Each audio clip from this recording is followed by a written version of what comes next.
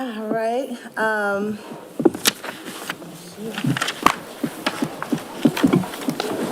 gonna start with roll call. Dwayne Barton, Here. Norma Baines, Here. Renata Conyers, Here.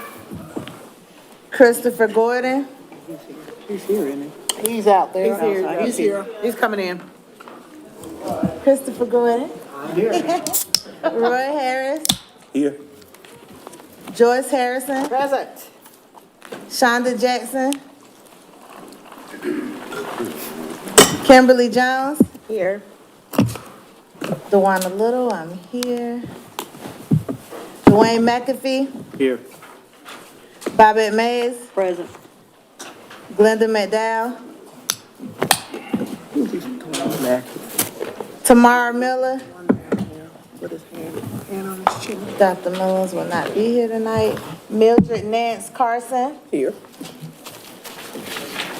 Osandu McPeters, Here. Thomas Priester,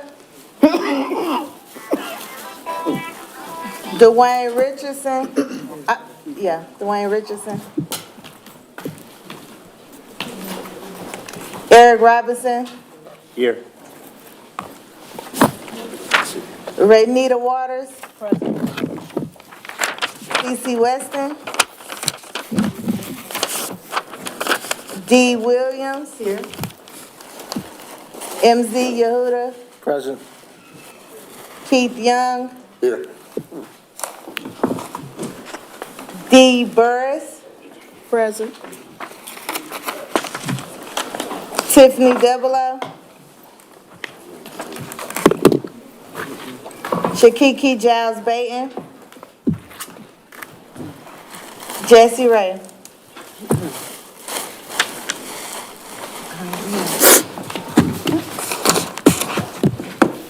So, did everyone have a chance to look over our minutes from the December 4th meeting? I got 2 things. Okay, So I was listed as absent and present, and I was present. And so my name was also spelled wrong in present. And then on page 4,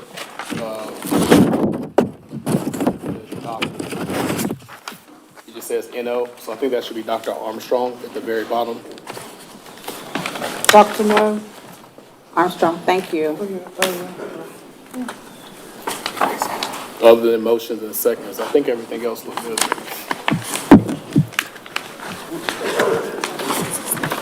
all right, we have a motion, Osandu?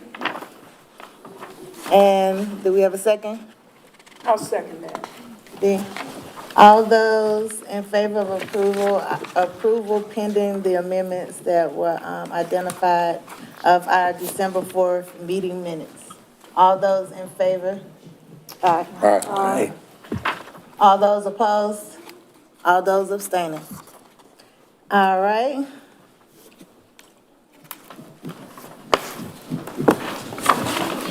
Survey. Thank you all for those who completed the meeting surveys. Again, I read these, to make sure, that we can keep these meetings, improved. So if you want your voice heard, I appreciate your participation in the, survey. And if you just want to reach out to me or send me suggestions, you may do that as well. Question. Joyce Harrison. How many people did do the survey?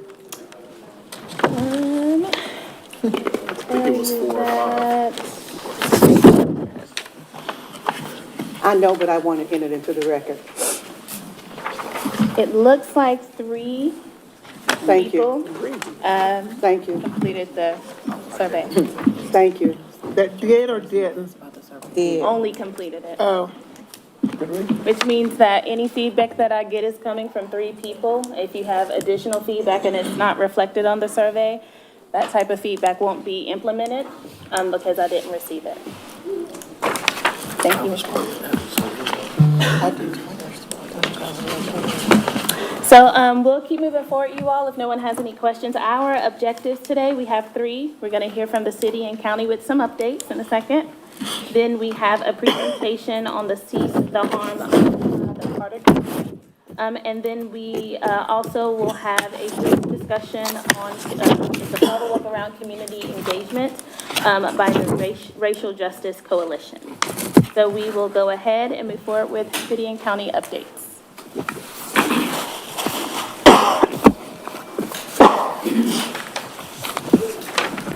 Good evening, everyone. Good evening. Brenda Mills with the City of County, with the City of Asheville, City and County. City of Asheville, I know where I work.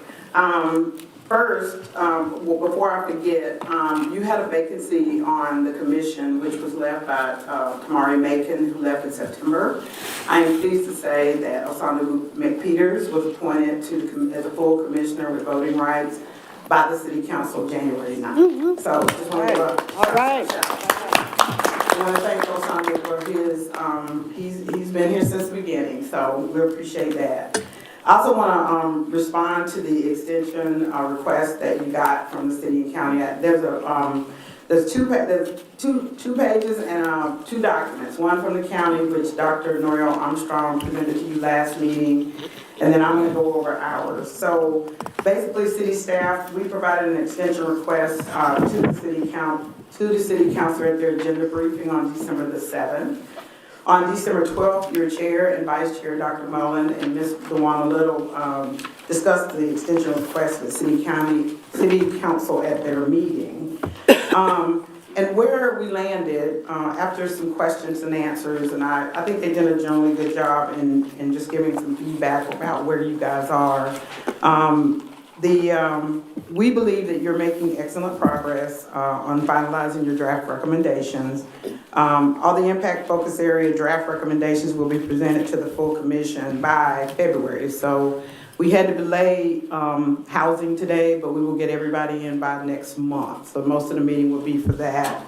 And that given that the results of the cease to harm audit won't be available to the end of next month, they want to see, city council asked that they see the results from the cease to harm audit, want to kind of see where you are with the recommendations, and then also what results you get from the community engagements once we're going out with more formalized recommendations. So, and that, you know, we would just want to continue to reiterate that we are supportive of anything that you do. We'll be here. They decide it's June, fine. If not, city staff is still supportive of whatever ends up happening. So that's for me. And then Rachel Wood, our assistant city manager, is going to come up for more announcements. Thank you. Brenda, will you stay up here? So, good evening, everyone. Rachel Wood, Assistant City Manager. I've got some exciting and bittersweet news to share with all of you. I'll start with the exciting news, and that is introducing a familiar face to all of you in a new capacity effective January 8th. Salah Benaya Merritt, who I know has been close to the reparations effort for several months, actually since its onset in July 2021, is now the City of Asheville's Director of Equity and Inclusion. So, a national search process, and Salah came out as our undisputed top candidate. So we are so glad to have Salah officially a part of the City of Asheville. Thank you. Of course, the bittersweet part of this news is because we have a new Director of Equity and Inclusion. That means that the wonderful Brenda Mills is retiring after 18 years with the City of Asheville. 33 years of public service. She's actually worked for both the county and the city. So when she said Brenda Mills with the county and city, that was kind of right a little while ago. But Brenda has worked tirelessly, as you all know, on this reparations effort, and want to have an opportunity to thank her for her service to the community, more specifically to the reparations effort. And we know Brenda's going to stay in the community and work with us in different capacities, but she will no longer, after this meeting, be sitting at the table. So Brenda, thank you for your work. I've loved working with you, and I know we've all benefited from your hard work and dedication to the community.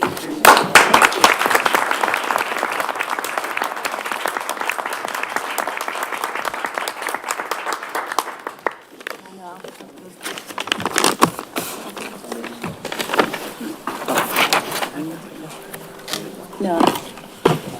All right, you all, thank you, City and County, for your update. Brenda, congratulations. Salah, congratulations. That's two big things to celebrate. You all, we have the Carter Group here to give a preliminary presentation of their findings from an audit that they have been conducting. And what I want to say before I bring them up, a couple things. One, this is a lot of information. There's going to be tons of questions that you have. You may have clarifying questions. You may want to add suggestions, but it's a lot of information, and they have requested that we hold our questions to the very end. That is hard, and so what Salah has created for everyone has this packet in front of you, and each page represents a specific section that the Carter Group is going to be going through. So what we ask you to do as your questions come to you, write them down. So the first page is dedicated to education. The second page is dedicated to health and wellness. I will say these are not necessarily in order of the presentation, so just make sure you find the appropriate category for where you're writing your questions. I know it's going to be challenging to not ask your questions 50 times, but we do want to honor what they have requested so they get through all of the information that they have to present to us. And so with that said, I will turn it over to the Carter Group. Can we give them a round of applause? Yeah.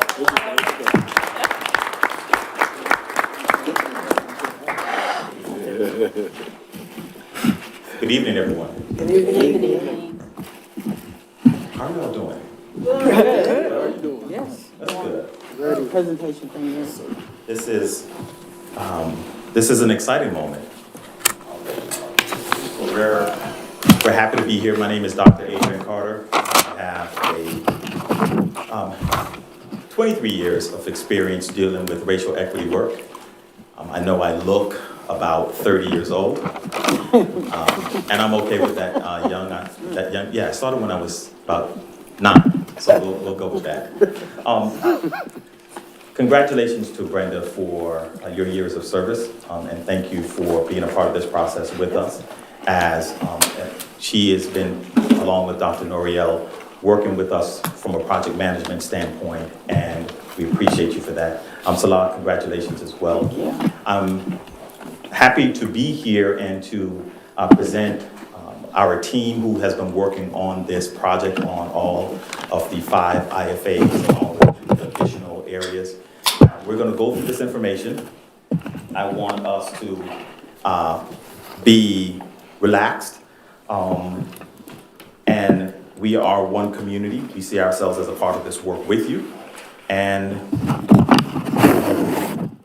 my goal is to get to your questions. And I could tell you the order that we're going to start with is going to be economic development first. So we get into the depth of the presentation. So that you can at least go to that page, and I'll prime you.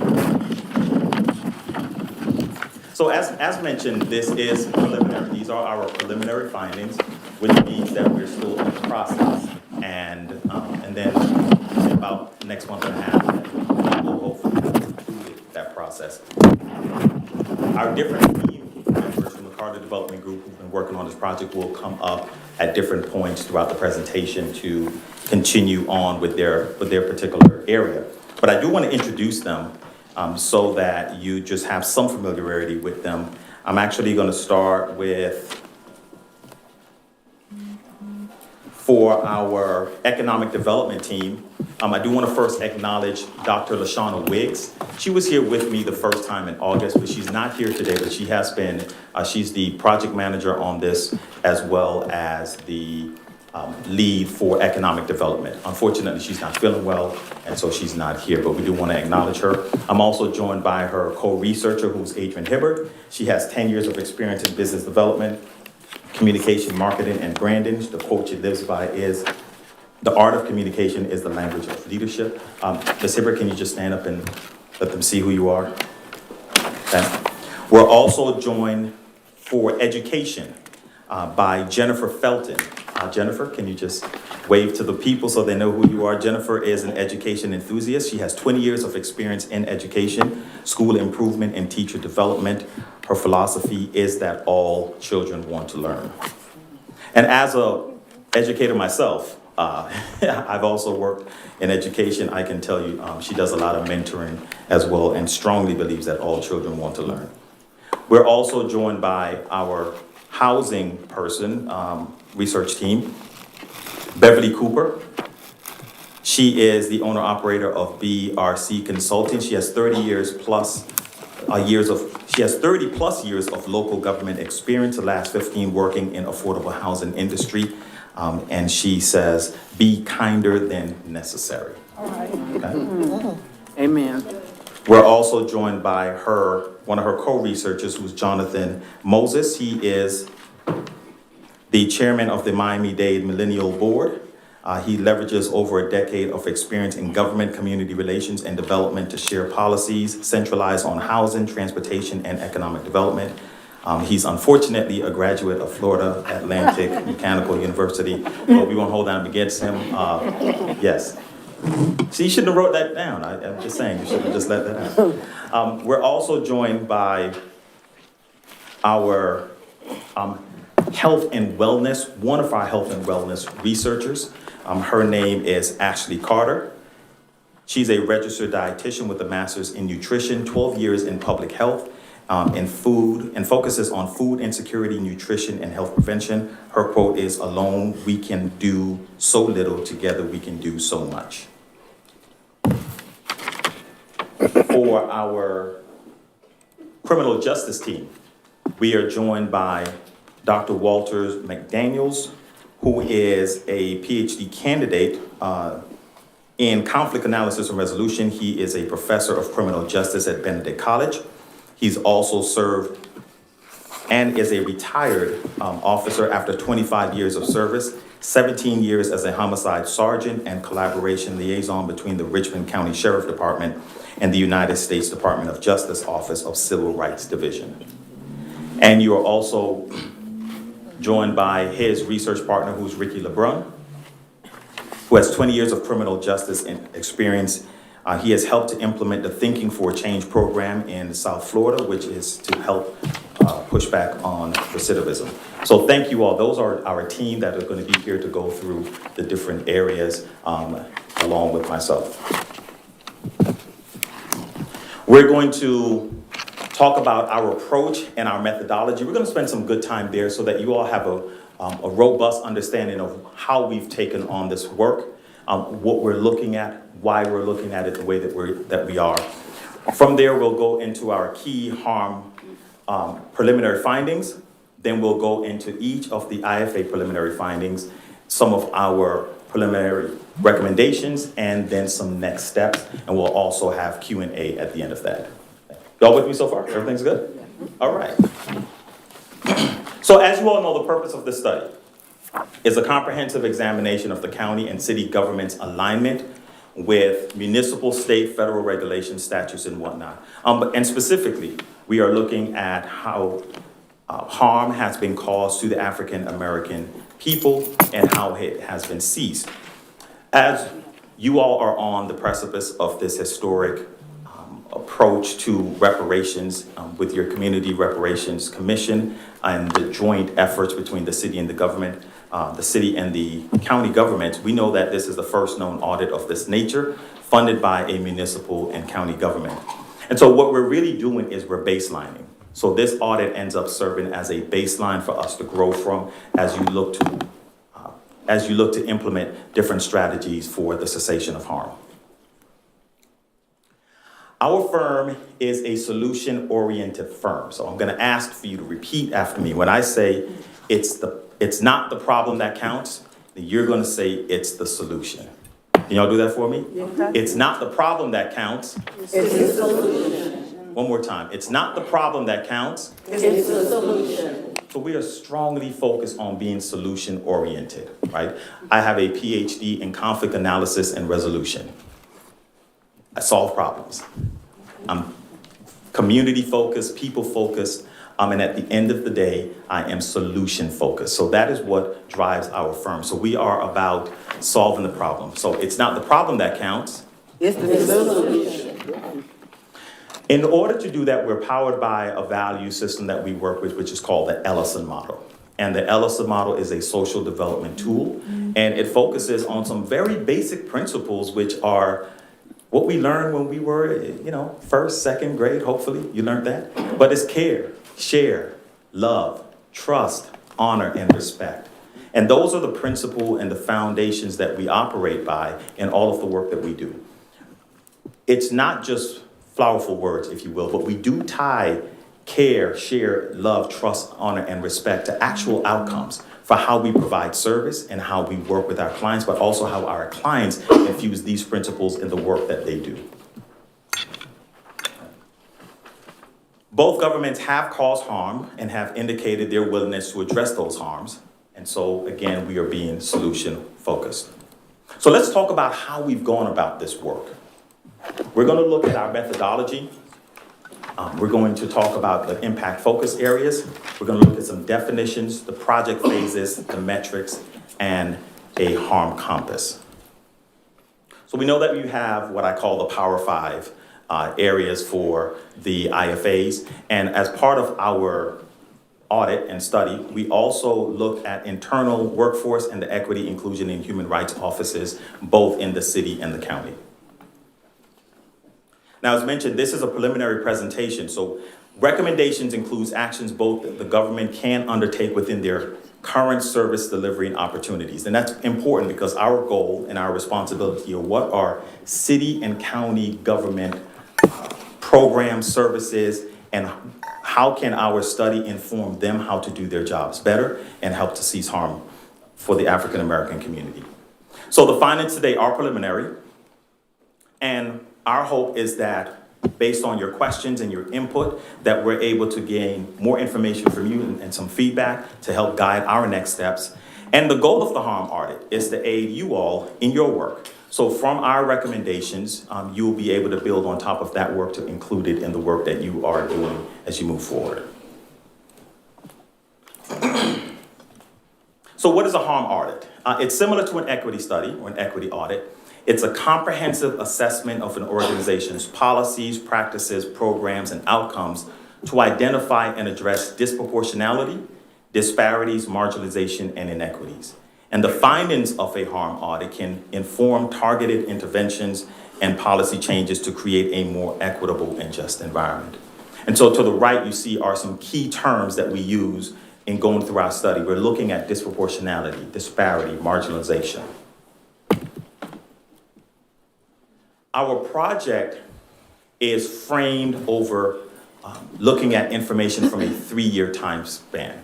We looked generally from when the reparations resolutions were enacted or approved up until the summer of 2023. So we're looking at around July 1, 2020 to June 30th, 2023. So we've concluded our data collection phase. We've concluded our data analysis phase, and we're here, what you see in green, at the preliminary presentation. After this, we're going to circle back with the county and the city and the different IFAs and the research teams, and we're going to do some review meetings, talk some more about what our findings have been, and then we'll work toward getting to the final report, to finalize our recommendations, finalize the report, and then do the final presentations. As part of the process so far, we've held about 18 cohort meetings, and by that meaning that we've conducted meetings across the city and the county with their different departments.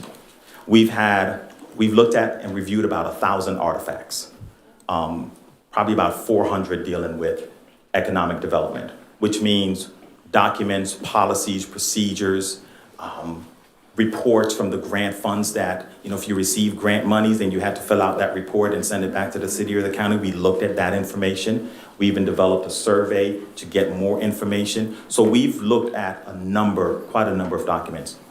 We are anywhere between 50, 60, 70 recommendations, approximately. And I say that's moving because as we wind things down, synthesize information, but we are looking, if you take just 10 recommendations per category of the big five, that's already 50, right? And we looked at 7 areas. Overall, we assess the project based on very specific metrics, right? right? When we went in to say, hey, where's harm being done? We wanted to look at very specific areas that harm may or could potentially be occurring. So in criminal justice, we looked at recruitment and training procedures. We looked at traffic stops and searches, alternative sentencing programs. In economic development, we look at small business development, access to financing, and across the board, you see the other areas that we have for education, healthcare, and housing. So a total of about 35 metrics were assessed across the 7 focus areas. Now, because this is also an audit/research study, that means we can also go back and forth with data, collecting more data, analyzing more data, hosting more cohort meetings in order to get clarification on information as we wind down to those recommendations and final report. I want to introduce to you what we refer to as the Seize Harm Audit Compass. This particular compass is what we have been using to guide our work. And it asks a simple question. What are the opportunities? What's the representation? What's the knowledge? And what is the levels of access that is provided by the county and the city governments? So what does that mean specifically? So when you look at opportunity, we're looking at what programs, services, resources, and pathways that support the quality of life for residents, in this particular case for African Americans. So we want to know, what programs do you have? What services, what pathways, what resources are you providing? Once we get that information, we want to know about representation. We want the demographic data of the program, service, and resource benefactors. We want to know who is utilizing those services. We also want to know knowledge. What outreach campaigns to raise awareness about those services and programs and resources exist? How do people know about these? And then lastly, access. Processes that provide equitable access to program services and resources. But there's an interesting outcome in all of this. This is what you're looking at are just the names of each of those categories, which we affectionately refer to as Okra, for all of the roots, historic roots that it has for the Black community.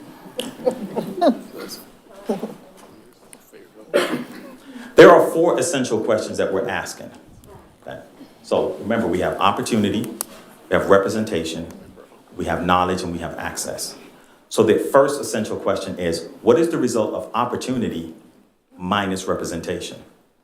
What happens when the opportunities, the programs, the services, they exist, but you don't have the representation of African Americans in that? The second question we asked ourselves is, what is the result of knowledge? You know about the program, but the representation is not there. So what is the result of knowledge minus representation? Third, what is the result of knowledge minus access? You know about the program, but it's inaccessible to you. Okay?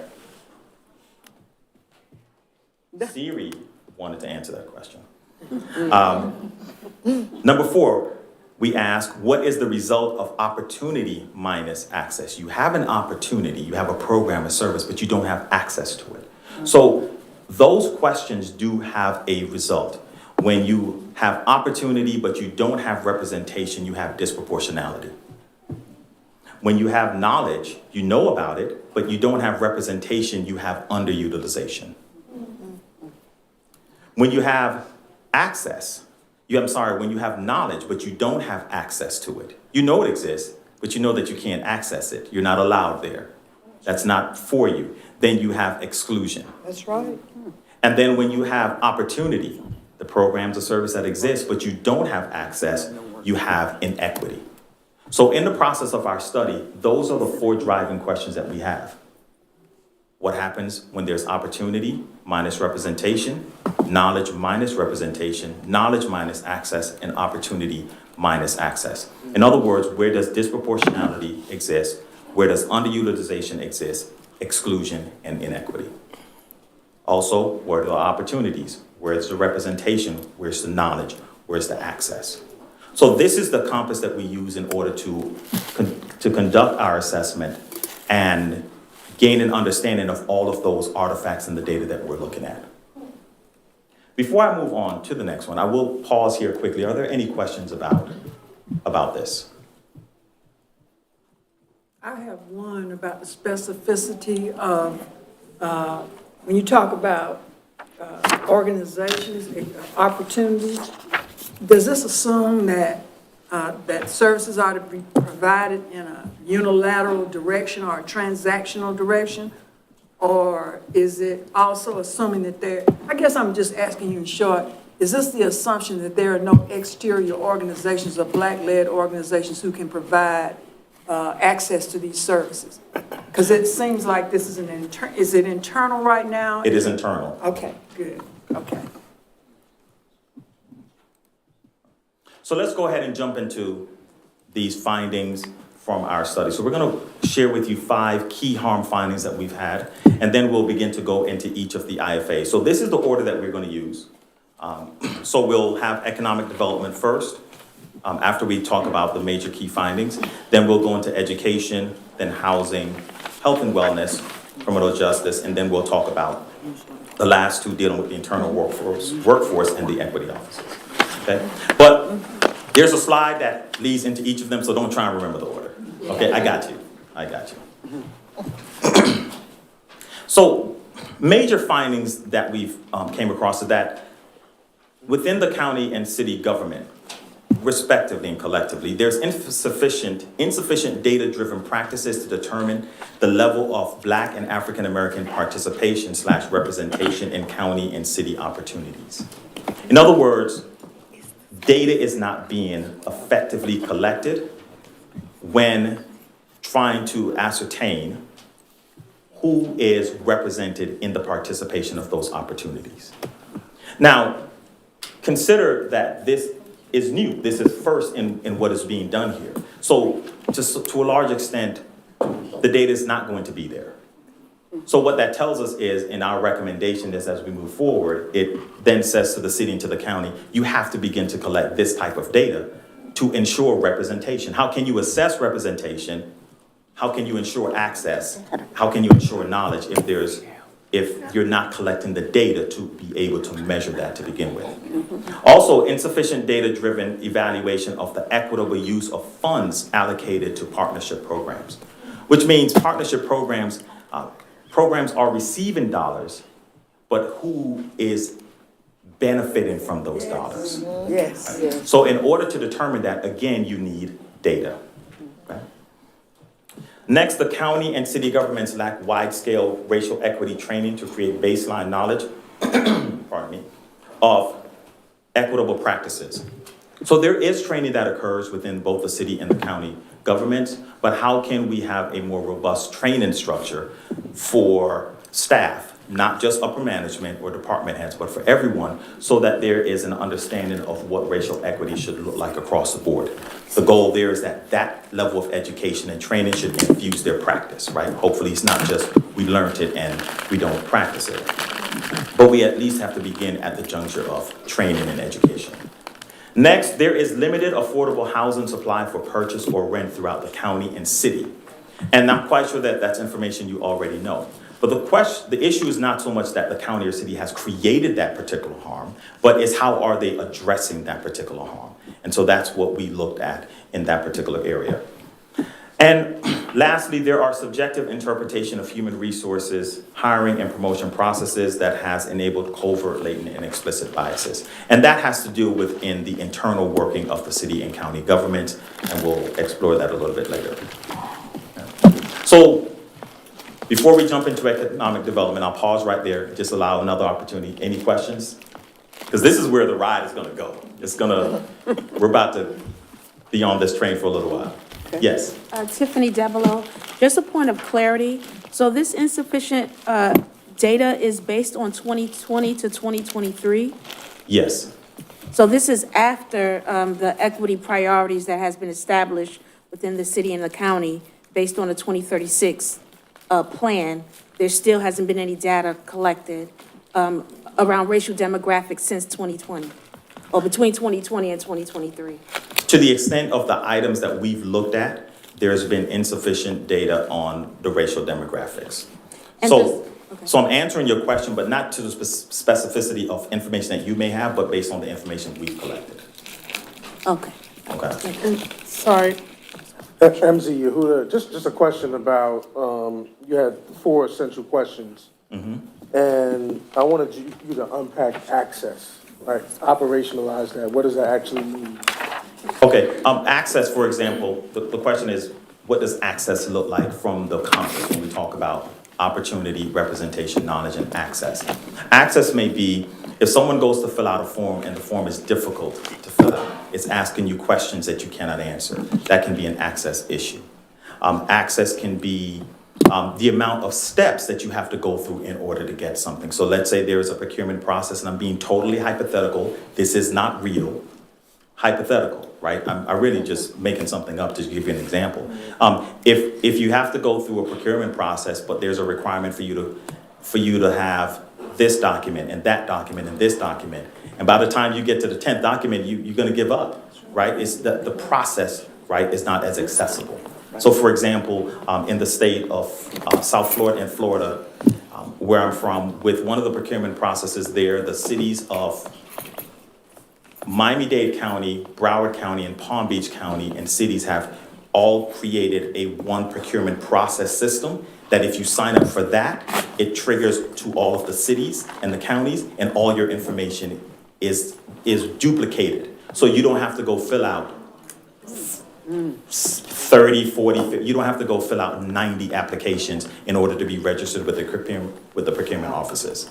So that's an access issue, right? How do we simplify the process for you to enter the game, for you to enter or gain access to that particular resource? From a health and wellness standpoint, if you go to a clinic and they have documents and documents for you to fill out, and you have to show proof of this and proof of that, and you're trying to get service, that becomes an access issue. Okay. I'm thinking of like levels of access, because you may be able to get through one door and then there are 10 more behind it. Correct. So how do you account for that when you look at representation or opportunity minus access? How do you gauge that level of access? When you have, say the question one more time. So you have the opportunity and you get to the front, to the first door. You may get to the second door, but there are 5 other doors behind that. And as you're going through each door, more doors are being added. How do you determine the level of access? How do you measure the level? Are you measuring the level of access, or is it just? What I hear you ask it is, how many steps are too many steps? And how many steps are the appropriate amount of steps? Right. Well, that's going to be on a case-by-case basis. And we're looking at, we looked at, for example, the grant process. You know, you fill out the paperwork, you submit it, there's a review team, people give you back, there's feedback on it. So we didn't find that to be problematic, but we do wanted to at least know that there was access and there's a process in place and the process seems equitable, right? We had a larger, in that specific example, we had more concerns about knowledge, which was, are people aware that these grant opportunities are there? What are you doing to inform the public? So it depends on what we're seeing, where we may determine that there's some type of issue that needs to be addressed. Okay. All right. We're going to go on the train now. Okay. So this here just shows you for economic development, the data that we receive from both the county and the government. This is just a snapshot of it. Nothing to really dive into. We review, like I said, 1,000 documents, so we received a lot of information. So this is just showing you some of the information that we received. What stood out in this particular study that we want to share with you today is that there's persistent utilization of repeat vendors, which limits opportunities for minority-owned businesses. When you look at funds under $5,000 that's coming through the procurement process, which gives a lot of discretion to whoever that procurement officer may be, you'll see that 72% of those funds over the last 3 years or 72% of those contracts under $5,000 have been awarded to the same vendor with 2 or more purchase orders. Okay. When you look at rates under $30,000, you see 62% of that repeated. Under $90,000, 66%, and over $90,000, you see 74%. Vendors are receiving repeat businesses, so that may mean other vendors are not having the same opportunities. However, as we research through this, including reading up on the city's disparity study, for example, what you find is that there is a readiness challenge. The city and the county and the residents, business owners, there is a point that there has to be some larger conversations, because you have the city and procurement needs, but then you also have an issue of small business readiness. So how do you address the fact that you have opportunities, but then you have a business or businesses that are not prepared to do the type of work or the level of work that the city or county may need? So one of the recommendations that we developed was what we call a utilization and industry dashboard. Now, to our knowledge, this is not something that is widespread, but we do think that this is one of the more innovative recommendations that can come out of this process. A utilization and industry dashboard is a user-friendly online portal where it allows you to see all of the procurements that have gone out, services that's been purchased, goods and services that's been purchased. So let's hypothetically give it a timeline. If there's a 5-year timeline that I can go back and I can see all of the dollars spent on goods and services using the standardized commodity codes, then I know where and what the city and government is buying. If I know what they're buying, I can now do one of three things with my business. I can pivot, I could expand, or I could create a new business that provides that particular service. I can get certified in that particular area. So if my business is installing projectors, and the city only does that once a year, and the contract for that is only, $2,000. I'm being hypothetical here. And that's what your business does, is we install projectors. And you're looking for contracts in that way, you're not gonna find it. You follow me?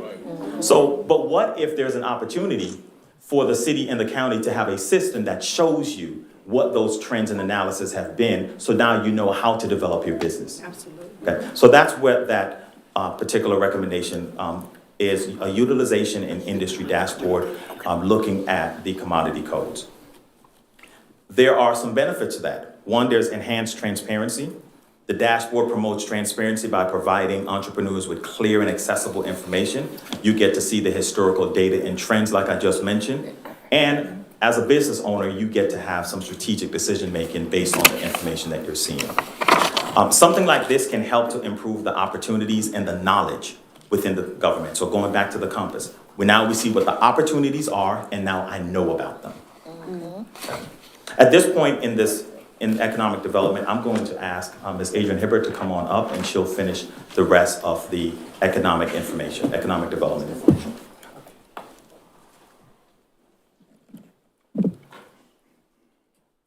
Hello, everyone. Hi. Hello. So to continue where Dr. Carter left off, one of our findings was race-conscious policies. The city of Asheville has conducted 2 comprehensive disparity studies, one presented in 2018, analyzing years 2012 to 2017, and one presented 2023, so last year, analyzing years 2018 to 2022, allowing for race-conscious procurement policies. Now, Buncombe has not conducted a disparity study and therefore cannot allow for race-conscious policies until a study is completed. Now, for the recommendation is conduct a disparity study for inclusive procurement practices in Buncombe County. Now, that just means Buncombe County should conduct a disparity study. Governmental entities across the country authorize disparity studies in response to the City of Richmond versus J.A. Crossan Company and subsequent cases to determine whether there is a compelling interest for the creation or continuation of remedial procurement programs based upon race, gender, and ethnicity. And it is true, we do need procurement processes, programs that help minority companies, businesses. Some examples are Durham County in North Carolina is currently doing a disparity study. Wake County is also doing a disparity study. These are clickable links. And then Hartford County, Maryland, has done a disparity study, just to name a few.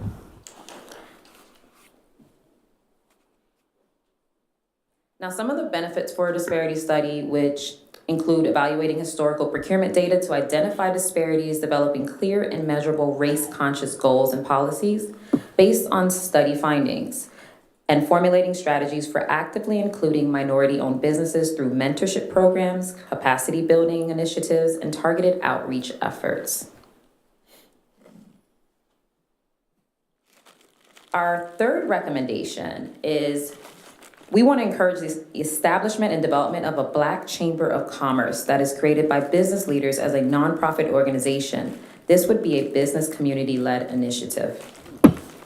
Now, by establishing a Black Chamber of Commerce, that would provide a direct hub of Black businesses in Buncombe County and the city of Asheville, offering a space for collaborative business development needs and opportunities, encompassing entrepreneurial support services, networking, collaboration, access to resources, and capacity building, which will have a positive impact on utilization, representation, and access.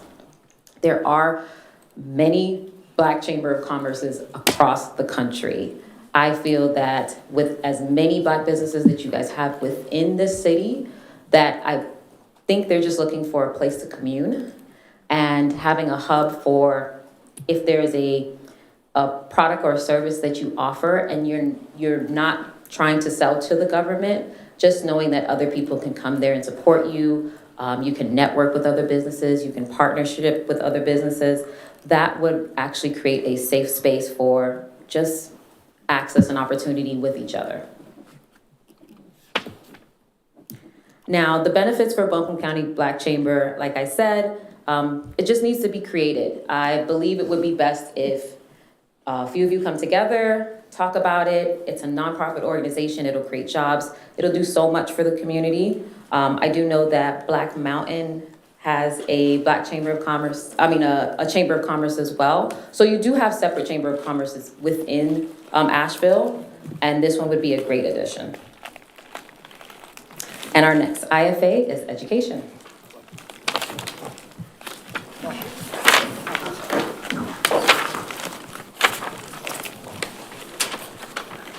So those are the three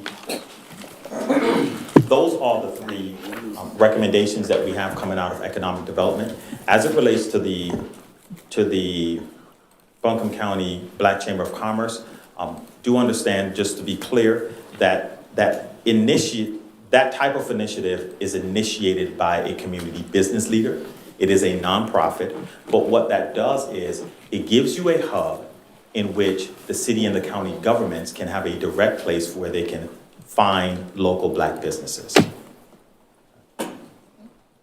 All right, our next category is education. I'll give you some time to get to that page. I believe it was the first one on your page. All right, here is Jennifer Felton to talk to you about education. All right, take a few moments. I know y'all got a lot of things floating around in your brain. Chamber of Commerce, all kinds of information, right?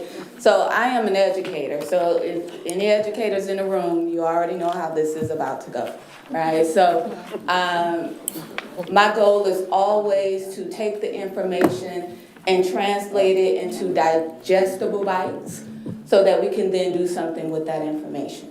So on the screen, you see this lovely picture here. And we are about to share a lot of data, a lot of information. But when it comes to education, I want you to look at the data. But behind the data, I also want you to think about children that you know. Because without looking at the children, then what are we doing? And when you put the data, you say, okay, how has this impacted Johnny? How has this impacted Tamika, Keisha, Sean? So I want you to think about children as we go through this data. So I'm gonna click through. Basically, we collected a lot of data, a lot of information. We looked at your grants. We looked at the people who are submitting the grants. We've looked at the reports. That's basically what it's saying. However, one of the things we began to look closer at is the dollars. How is the money being used, right? And so what we want to say is, good job at making education a focus, right? You have applied your money to it. And so here in Buncombe, we see where early childhood education has been a priority for you. We can see that, right? We can see that as a commitment for you because you're applying your money there. As we continue to look in the city of Asheville through the strategic partnership grants, same thing. We can see that you are applying your dollars there, right? And as we continue to dig, you also have this vision of equitable and diverse communities by eliminating the opportunity gap in our school systems and increasing access to quality schools and other educational resources by fostering economic mobility. You do that through education. So we see where you're doing that, right? You're putting money there. But this is where, in the spirit of ceasing harm, we have to begin to ask tough questions. We have to begin to say things like, but is it making a difference? That's it. And so, when we looked at the data, we could not clearly determine if Buncombe County early childhood grant dollars are improving the developmental milestones of students. When we looked at it for the city of Asheville, we could not really see if the strategic partnership grants are closing the opportunity gap. We see where you're doing the work, but we can't see the things that are hidden.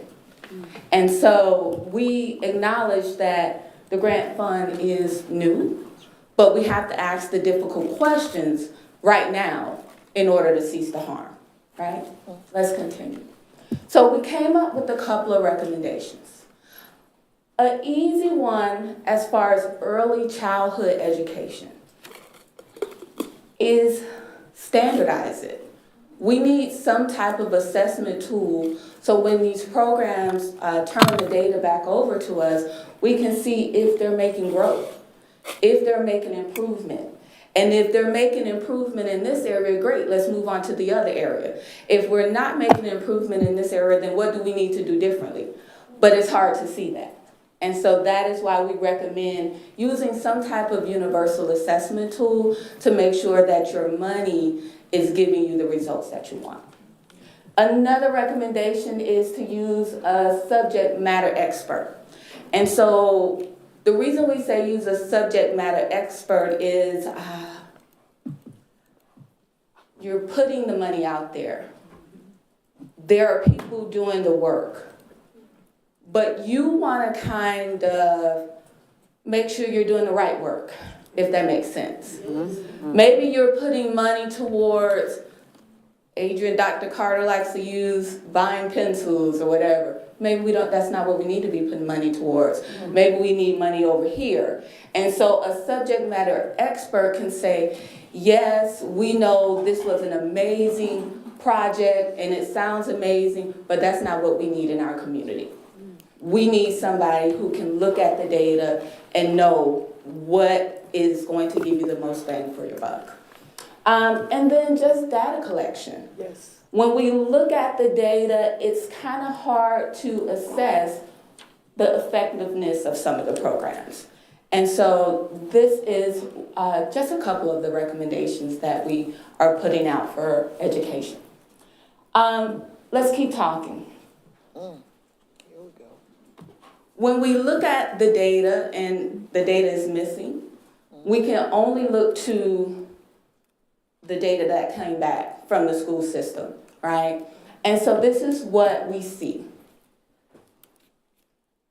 And when you look at this data, remember what I said, I want you to think about what? Children. So you have 7% in Buncombe County, these are you have several percent of your population is students of color, Black students, 20% in Asheville. But what is happening with their reading and their math proficiency? We're putting money there, but is Johnny getting the bang for the buck? Does that make sense? And so they're going to talk to you later about law enforcement and things of that nature, but we see the numbers, but I want you to see children. All right? Let's keep moving. So some of our recommendation would be, let's look at school resource officers, and let's require some type of cultural sensitivity training for school resource officers in response to the disciplinary referrals. Because all of this still comes back to early childhood education. If you make sure that students are getting the support that they need early on, it reduces this. But that's another conversation. Pursue legislative changes. We want you to take control over this and require cultural sensitivity training for your faculty. Require culturally relevant pedagogy and textbook selection. Sometimes students act up because I just don't want to read this. This does not relate to me. I don't want to read about another dead dog. I want to read about some things that look like me, sound like me. I want to see myself in the content.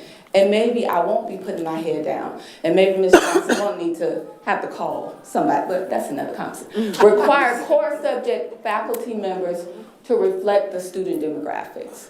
So this is, again, some of the recommendations that we've come up with. And so I'll pass it over to housing.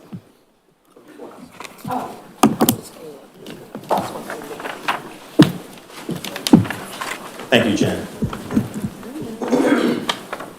With regards to the education recommendations, the information that you see, especially with this last particular recommendation here, during the Reparations Summit, George Fothery mentioned the need for, sometimes for legislative changes to occur in order for harm to be stopped.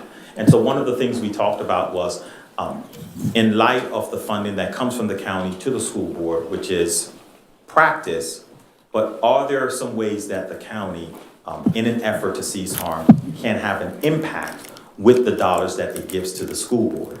And that's what those recommendations are based on. How can we ensure training? How can we ensure that faculty members represent the students that they're teaching? And how can we also ensure that the textbook also represents or reflects the student demographics? So those are the recommendations that we have for education. Now, we're actually supposed to do something between each transition. We're supposed to say it's not the problem that counts. It's the solution. It's a solution. So we missed it for economic development, so we have to go back, and then we're going to do it one more time. It's not the problem that counts. It's the solution. So I want to bring up to you Beverly Cooper, who's going to go through our housing findings and recommendations. Good evening. As Dr. Carter said, my name is Beverly Cooper, and I was responsible for conducting the research for the housing portion of the Cease Harm audit. Of course, I can't take credit for doing it alone. I had a very good team in Ashley Jamison, who isn't with us this evening, and also Mr. Jonathan Moses, who's in the back of the room. So let's talk about housing. We know that affordable housing is an issue, not just for Asheville or Buncombe County, but all around the United States of America. We found where rents are increasing, it's harder for people to afford homes because of rising interest rates and wages are stagnant.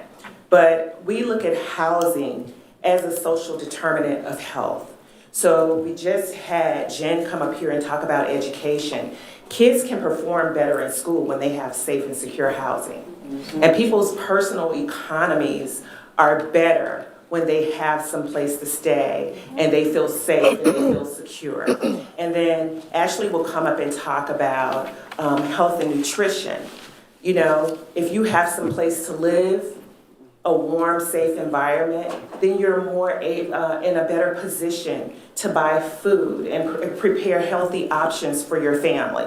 So housing as a whole is a very, very important thing that helps people improve their qualities of life. So as previously mentioned, we looked at data from various departments within the county and the city of Asheville. And our initial findings, what we found is that the Black home ownership gap is pretty significant in this area. It's 31.9%. And that's a significant disparity of Black homeowners versus white homeowners in the city of Asheville. So it is the 151st highest among all metro areas nationwide. The Black homeownership rate in this area for Blacks and African Americans in this area is 37.8%, whereas it is 69.6% for white families. There is an overabundance of seasonal homes. So there's limited affordable housing, but there are many residents that are only occupied 40% of the year. And during that other portion of the year, they're being leased out through Airbnb or some other short-term rental programs or something. And I saw a clip on the news this morning. I didn't have time to listen to the entire segment, where there would be some discussion in an upcoming city or council meeting about short-term rentals and their impact on the community.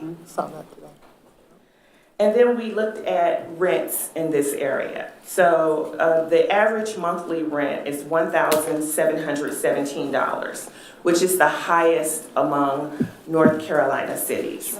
So a lot of the information that we gathered came from HUD and other sources, that census data and other source data. So let's talk about income. So we know without enough income, it's very difficult to afford housing, whether you're looking to buy or to rent. So the area median income, and these numbers are published by HUD on an annual basis. I'll start with this by saying, affordable housing in this area, the Asheville-Bolcom County area, is the family typically has to earn 80% of the AMI in order to qualify for housing. But when you look at the Black median household income, it's $22,312 compared to $70,209 for white families, white households. The city of Asheville's median income is $64,548, and for Bolcom County is $68,019. So when we look at affordable housing at a rate of 80% AMI, at 80% AMI, it's affordable for white households, because if their average annual income is $70,209, and if someone says, hey, in order for you to be able to afford this housing, you need to make $56,167.20. Now we know that it's also based on household composition, and what I mean by that is the number of members in the household. Even at a 50% AMI rate, it's still higher than the average Black median household income of $22,312. So that is an issue there. We're not saying that that issue was caused by the city or the county, but we know that some work must be done to also help people better position themselves so that they can have more earning power and they can earn a livable wage in this area. So how can the city and county negotiate better terms for affordable housing? So I'm not a development specialist, and I don't pretend to be, but we know that developers approach local governments all the time, and they propose their projects. Many times it's mixed-use developments with some affordable housing. Well, if the affordable housing, the lowest rate to qualify for that housing in some of these development projects is 80%, then it almost completely excludes the Black and African American community in this area. And then how can the city and county expand housing inventory? So I did come across some information that's where there is a prospective project in place to build more affordable housing. And so the range to qualify for that housing would be 80% and lower. So what we would suggest is, hey, think about going to 50%, okay? And then that way it provides more of an opportunity for people who go to work every day who are not at that higher end of the income spectrum to be able to afford housing and ultimately build generational wealth for their families. Because we know that the majority of Black generational wealth is through home ownership.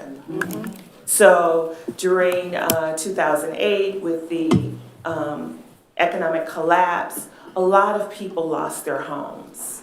A lot of people lost their homes. And we also know that people lose their homes through not being able to pay the higher tax rates, which is another issue altogether. We didn't get an opportunity to do a really deep dive into that, but that's also an ongoing issue which makes it impossible or difficult, I'll say, for people to own or maintain their homes. This is information here about the income limits. So for public housing or HCV housing, which most people know as Section 8, the families cannot pay more than 30% of their income to qualify for housing. So they set income limits and, there are payment standards and other things like that that make those places affordable. But what happens a lot of times in some of those communities or projects, they're not always the most desirable areas to live in, okay? And so we definitely need to look for opportunities to expand housing for people so that they can get in a better school district, or they have more access to transportation so that they can commute to and from work, or commute to and from work in time to be able to participate in their child's school programs and different things of that nature. Okay, so the very low income limits at 50% for a one-person household is $29,750, and then it goes up to $56,100 for an 8-person family. Extremely low at the one-person household level is $17,850, and for a family of 8, $50,560, and then at 80%, it's $47,600, and then it increases up to $89,800 for a family of 8. So what are our recommendations? Our preliminary recommendations is that the city and the county and the housing authority and everybody who's involved in setting housing policy come together and find a way to expand the housing inventory and to work with developers who are willing to provide some of that middle housing or lower income housing for people who may not otherwise have the opportunity to live in those areas. develop a strategic housing plan. So housing can be a very, very complicated issue because it's not always as straightforward as it seems. So you have some people who believe that housing first is the end-all be-all to everything. But we know that some people who are homeless or have challenges maintaining housing, it's because they have a lot of other issues for which they need wraparound services. And so all of that has to be taken into consideration when housing policy is developed. And the third preliminary recommendation is that everybody come together, everybody involved.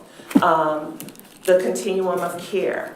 I know that I read something recently where the city and county now have a joint COC where they will be working together to set effective housing policy. So the representatives from the city, the county, the housing authority, the COC, the Dogwood Health Trust, everybody, we would recommend that you come together and try to establish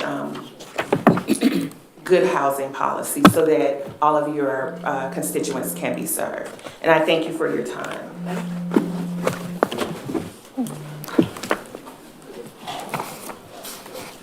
Thank you, Beverly. It's not the problem that counts. It's the solution. So we're going to move into the next part of our presentation on health and wellness. There's an asterisk that I want you all to note on your paper as it relates to health and wellness. We have only done, we've need to continue finalizing the other aspects of the study as it relates to health and wellness. The Buncombe County has a number of health-related programs on its website. And so we need to finish our work in assessing those programs. So we are only going to focus today on two aspects of health and wellness. That is going to be the food access findings that we have and recommendations, and also parks and recreation. And then our goal is, by the time we're dealing with the finalized aspect of the study, that we'll have those other metrics related to health, health and wellness in the community over the next month and a half. So please welcome Ashley Carter to the podium. Okay. Yes.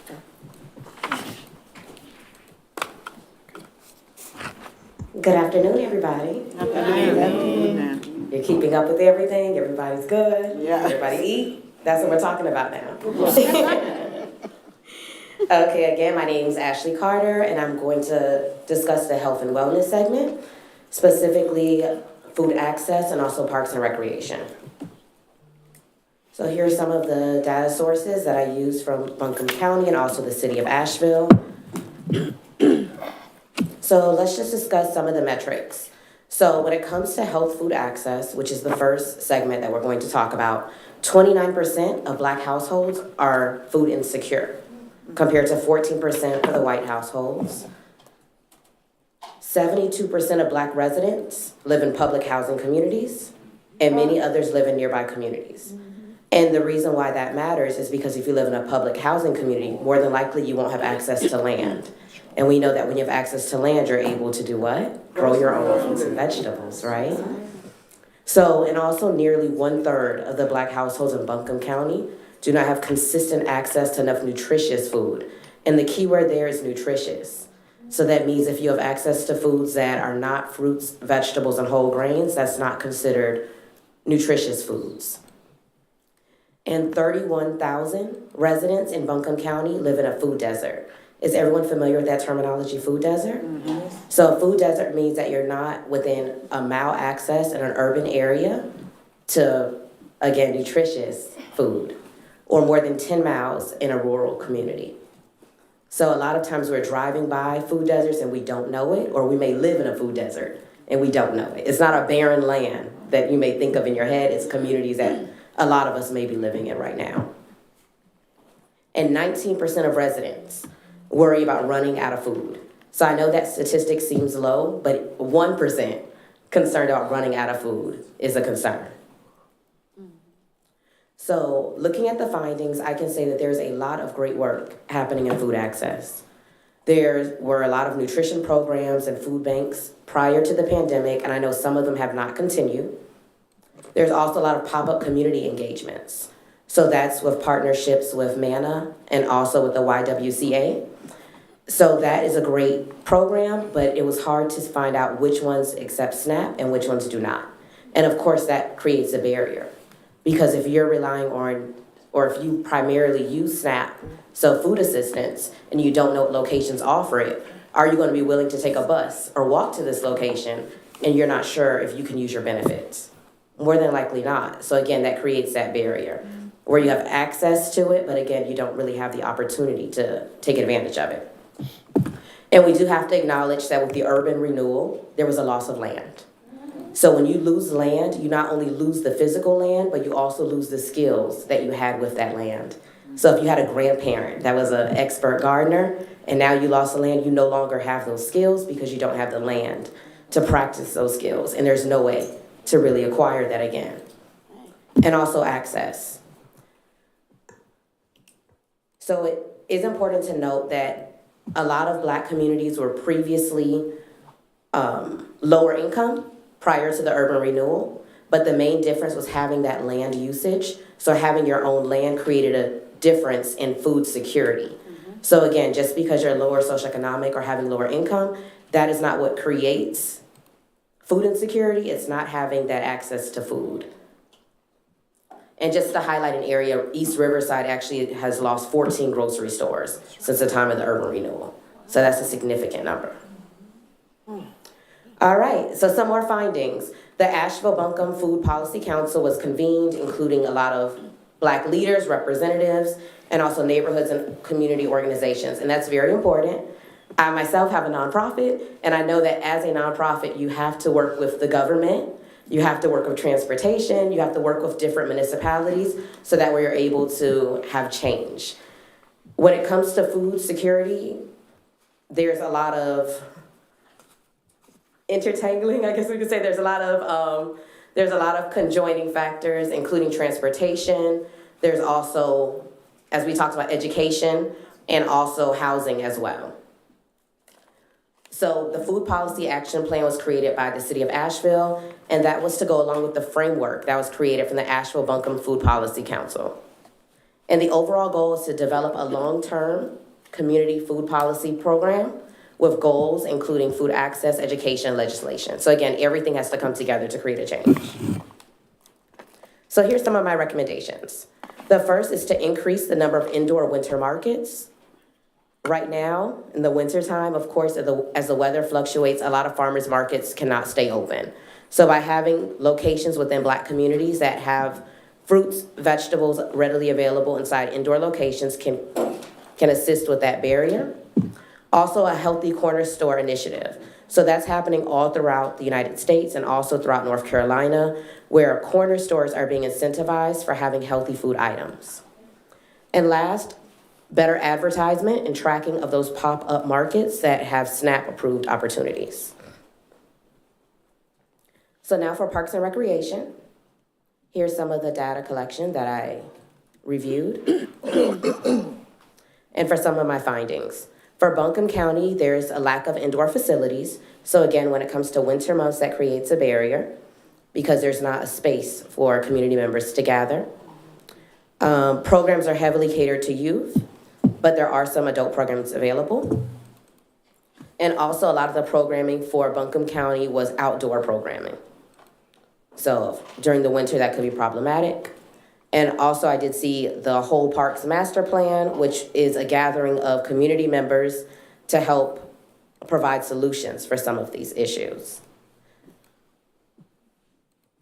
For City of Asheville, here's some of my findings. I won't read through all of them, but one of the highlights was having a community-led program, including a step class. And also there was a high percentage of residents within acceptable distance from parks, including 56% of Black residents.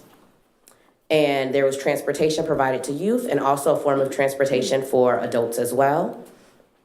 And also, the majority of fitness facilities are located in Black communities. So 6 out of the 8 fitness facilities are in Black communities. And there's a lot of affordable programming and pricing strategies to benefit the community as well. So my recommendations for Parks and Recreation is just improving the data collection. We see that there's programs available, so now we just need to track and see who is attending these programs, what are the demographics of those people that are coming, and also how often are they occurring. A suggestion that I have is a fitness challenge. So this is a challenge that can happen on the city or county level, and this will allow the county to sponsor a challenge where the community is incentivized for walking, biking, or participating in regular physical activity. This also can include health screenings as well and healthcare professionals connecting with the community members. Thank you. Thank you.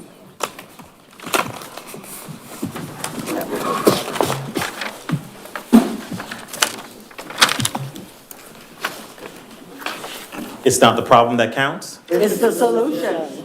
So we're going to bring up next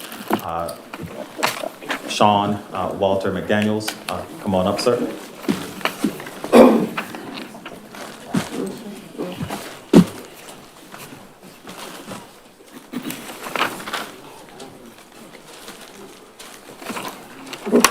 Right. Good evening. Good evening. I know we are, well, let me just say this to you.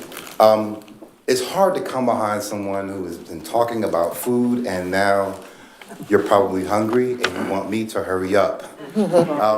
But I want to take this opportunity to highlight something that we all know.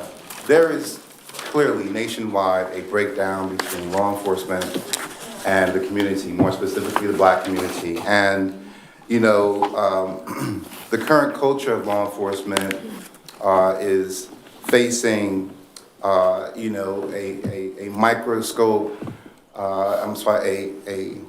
we are under the microscope, if you will. And unfortunately, we're too often not willing to move past our own biases, and we're not willing to be accountable on both sides of the fence. And I want to preface this presentation with understanding the importance of a protracted conflict is not going to disappear until it is done teaching us every single thing it was intended to teach us.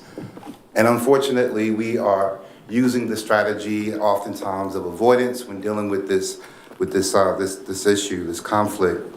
And so it continues to fuel an us versus them mentality.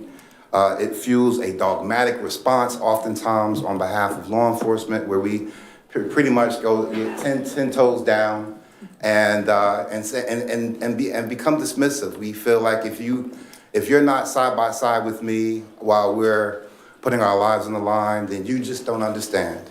And oftentimes we typically lose that connection with our community, and it begins in the academy. And I can tell you that the temptation to be indoctrinated into this way of thinking that it's an us versus them. And it's fueled oftentimes by videos that remind us of our officer safety concerns and our public safety concerns. But what we need to measure, and with the same sense of urgency, is the importance of maintaining a strong relationship and building relationships with the community. We need to externalize the problem, essentially. And so I wanted to begin with that. Dr. Muwata Ashby stated, to constrict one's mind ultimately leads to physical, mental, and spiritual illness. And as a former retired sergeant over homicide in law enforcement, right there in Richland County in Columbia, I noticed that exists within the field of law enforcement. And so I decided to do something about it, to leave it better than how I found it. So let's dive in. Here are some of the artifacts that we were able to take a look at.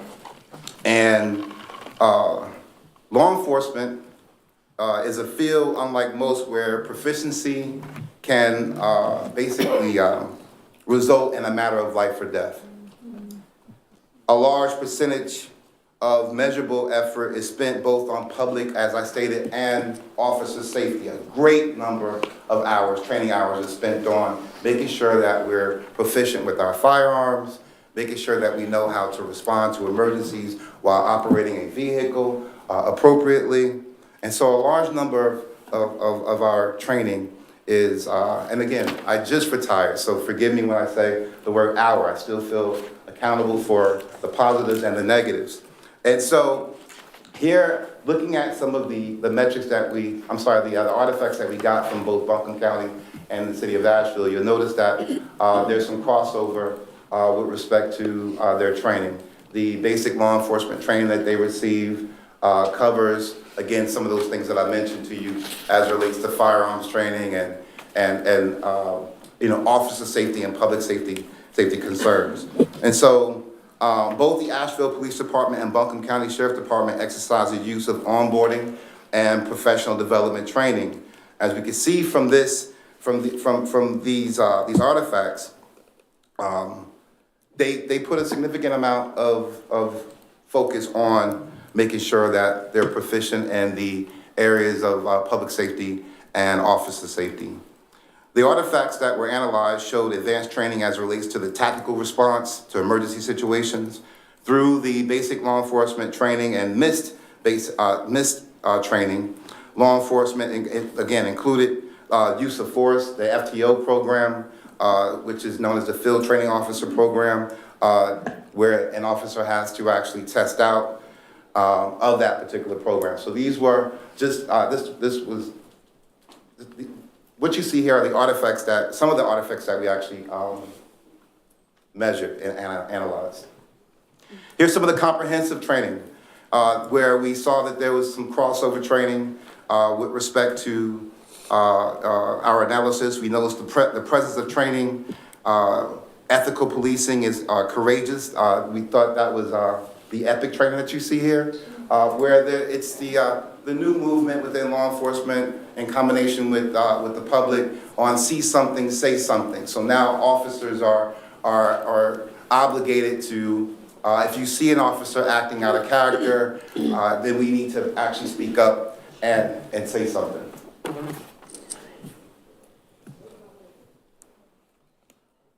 All right. And so further findings discovered that we looked into what the training with Asheville Police Department was actually providing. They provided us an artifact that indicated in 2021, they received 28 hours of missed training. That's mandatory in-service training without race-related measurable training present. 2022, out of the 40 hours of missed training that they received, 2 hours on juvenile minority sensitivity was provided. The fair and impartial policing, known as the FIP training, no measurable training in the form of pre-post tests. All right, and we'll talk about the importance of that in a little bit. So our overall concern during the findings, generally training that lack measurable outcomes can potentially lead to bias-based behaviors in the form of law enforcement practices. And so if we allow our minds to go back to the original, to the compass that we talked about, opportunity minus representation, it equals the danger of potential disproportionality. So how does that fit here for us? And so if you notice here, when you don't have a measuring tool in place for law enforcement, oftentimes they typically, when there's no way to measure some of the field interviews, also known as street encounters, right? And so how many times are individuals within a particular certain area are actually approached? It's not necessarily called out on the radio, but yet they was just sitting down on the curb with handcuffs on, right? And there's no documentation, there was nothing data-driven to show that that actually occurred. That needs to start being reported and analyzed. in some of the issues in terms of biased evidence interpretations. And so biased evidence interpretations can come in the form of, for an example, if an officer is investigating a case involving some mailboxes being damaged, if the suspects happen to be white citizens, white young teenagers, oftentimes that can actually, the presence of bias can happen in the official incident reports, because had they probably looked different, it would go from a prank to malicious injury to real property, right? And so it just depends on the interpretation and the subjective danger of implicit biases if it's not measured. So here are our recommendations. Implement skill assessments in the form of measurable scenario-based recorded training and pre- and post-testing to capture overall proficiency and competency level. All right? APD is doing a good job by making it mandatory that their officers receive what is known as annual bias-based related training, but they need to include a measurable approach so we can actually begin to collect that data. Utilize volunteer citizens to participate in scenario-based training to encourage both peer and citizen review and ensure transparency. This is happening in other jurisdictions where we're seeing great results and the true collection of data when it comes to what real-time capture of microaggressions, right? So when we first started entertaining this whole issue of dealing with the absence of data-driven practices, the first question that came up was, how do you actually measure or capture implicit bias in someone? And so that's when we developed the use of recorded devices. And so an example of that would be if now in some of the training, in responding to a civil disturbance between an employer, a married couple, and their housekeeper, they would actually, we record the officer, we use regular citizens so that they can get the real life engagement.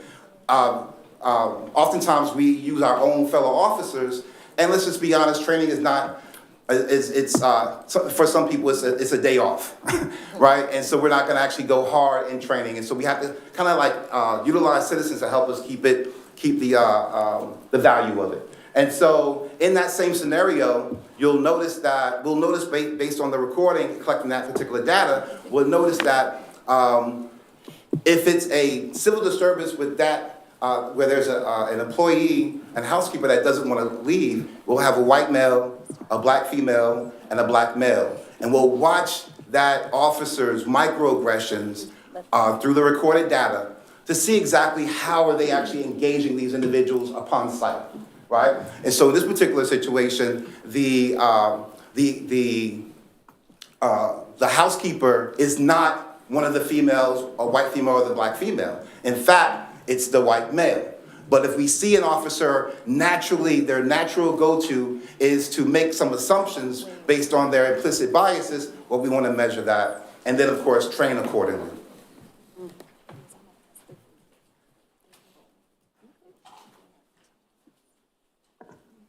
And so oftentimes within law enforcement, in closing, we typically focus on the branches. We want to watch a video here and there that pop up, but the underlying, and when these complaints happen, you can guarantee that the first thing that's brought into question is the training and how is it being measured, right? And officers know this to be true nationwide. We are not measuring training like we should outside of firearms training and the use of an emergency vehicle. We actually, you can lose your job. Physical PT training, sure, you can lose your job. But when it comes to capturing the presence of implicit biases within training, that is the fueling bloodline, if you will, as it relates to some of these other improper findings that we have. My partner, Ricky, if you're needing those metrics, he definitely, Ricky, can you raise your hand? He will be able to provide that for you as it relates to stops, traffic stops, searches, what have you, and what those numbers look like for both Asheville Police Department and Buncombe County Sheriff's Department. Thank you very much. Thank you. Dr. Carter, if I can, time check is 7:25. So we have 5 minutes? We have 5 minutes, but I just wanted to pose to the group If you all would be open to allow Dr. Carter and his group to finish and maybe extend by 10, 15 minutes. We do still have one more agenda item, which is the community engagement discussion. And we also still need time for public comment. But I just want to pose that to the group. If you are in favor of extending maybe 10 to 15 minutes, please raise your hand. All right, that is majority. Okay.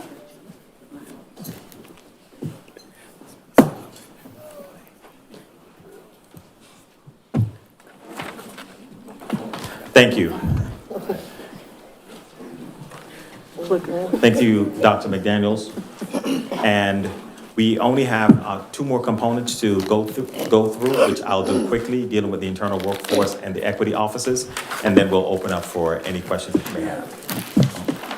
In addition to looking at the Big Five IFAs, we also looked at the internal operations as it relates to the workforce and the equity offices for both the city and the county. And this is just some demographic information here. Buncombe County services 8,000 applications, receives 8,000 applications annually. They hire anywhere from about 350 folks and have about 1,700 total positions. Currently, they have 1,663 employees across their 31 departments. And when we look at the demographic breakdown, again, going back to representation, one of the areas that we did see a gap is that there are opportunities, if you will, for more African-American employees to be in positions of leadership. On the positive, the overall employee demographic is consistent with the county's racial makeup, similarly with the city as well. The county's hiring manager must complete professional development training. Started in 2022, they have exit surveys and in-person exit interviews. They also have stay surveys. Stay surveys is, finding out if there's a high transition or turnover in a particular area. They talk with those particular department heads to develop some kind of strategy. And they also have a policy writing process, which includes an equity and inclusion revision or review. They have interview panels, but where we did see that there is an opportunity for growth within the county is that their policies needs to be updated because they have some inconsistent processes in how folks are interviewed and are decided to be promoted within the organization. And those inconsistencies, which means you have one practice which is different from another manager's practice, can lead to covert, latent, implicit, and explicit bias in the hiring and promotion process, especially as it specifically impacts African Americans or Black people. So similar data here we have for the city of Asheville, which has around 1,290 positions, and approximately 14% of Black African American employees are in management roles, making them the highest number of non-white employees in management role. But again, you can see you only have 1% of Black or African Americans who are in a management role. So there are some opportunities there as well. The city's department heads have received training from the Government Alliance on Race and Equity, but that's just the department heads. The city does not require training for hiring managers as part of its hiring process, which means they're trained before entering panel discussions and reviews of applications, that comes in. The county has a training for their hiring managers. It appears that the city does not. And there are currently no standard guidelines, similarly, for panel interviews that lead in department leaders to establish subjective requirements and processes. So just like you see the same thing similar with the county. So we've developed some recommendations for both the county and the city, and some that are mutual. One, developing a hiring manager and interview panel policy and procedures, and specifically with the county updating theirs. And our firm is looking at some strategies to recommend to them. To conduct a comprehensive data collection of key HR metrics, human resource metrics, again, looking at data collection. And to conduct an annual employee engagement survey. to, I want to say their plans. I believe the city, and I may be mixing this up, but Brenda or Rachel, you can correct me. The city or the county is actually starting one in 2024. That's the county? Okay. So there are plans to start engagement surveys, to start getting feedback from staff. Again, another data collection The approach. city is looking at that too. It's the city? Okay. I don't know about the county. County, okay, all right. Just to clarify, since our conversations, there have been plans to get started with engagement surveys, and I know that one of them are starting as soon as next month, because that's been a conversation that's been in the works. Also, develop a women's focused leadership program to support the advancement of women of color. That is also a recommendation that we have for the city of Asheville. Okay.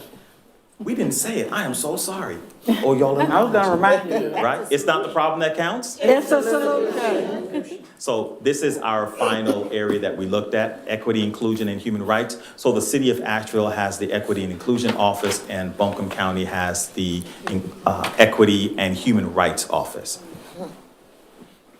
So again, data that we received from them. And when we looked at Buncombe County, they have an equity and inclusion work group. They also have affinity groups. They have mandatory 8-hour racial equity training for department heads and supervisors. And they also have a pretty robust racial equity action plan that has 7 focus areas with some key strategies that they've been tracking. The city of Asheville also has an equity dashboard. They are currently finalizing their racial equity plan. They have racial equity courses, but they're not mandatory for all staff to complete. And as of our recent check, between 20 and 2021 is when we saw the largest spike of racial equity training. But to this date, only about 1.6% of the staff have completed internal racial equity training. They also have a policy analysis and equity team, which is really good. That means it's a team that's put together to review policies for equity purposes to make sure that they're equitable policies. So far, they've reviewed 3, and we're talking about how do they develop a timeline to review policies on an ongoing basis. So our recommendation for them was to collaborate with the Human Resource Department to conduct an annual comprehensive data collection of key employee metrics, which is, you saw with the internal workforce, the same metric to collaborate, and to also collaborate with HR to conduct an annual employee engagement survey. Again, connecting back with the internal workforce recommendation. And also for the city to require diversity, equity, inclusion, and belonging professional development training for all staff, beginning with executive leadership, in addition to the gear training that they've already done. As far as our next steps, we are after today, which with this preliminary presentation on our preliminary findings, we're then going to engage the city and county in some review meetings to continue looking at our findings and our recommendations so that we can begin to narrow them down and streamline what needs to be done. Then we'll look at our final report and go into our final presentation. So again, this is the compass that you all saw that's been guiding our work, as we look at opportunity, representation, knowledge, and access. It's not the problem. It's the solution. One more time. It's not the problem that counts. It's the solution. So we've reached the point of having questions.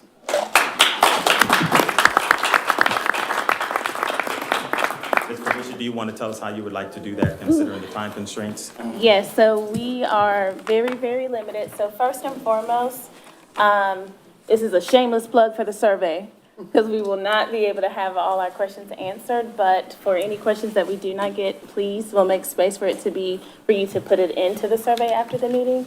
But if we can take it by the IFA. areas, the IFAs, and we'll just take one question if you have it from each group, so we get a full representation of questions. We started off with economic development. Are there any questions regarding economic development? Yes, sir. Jesse Ray.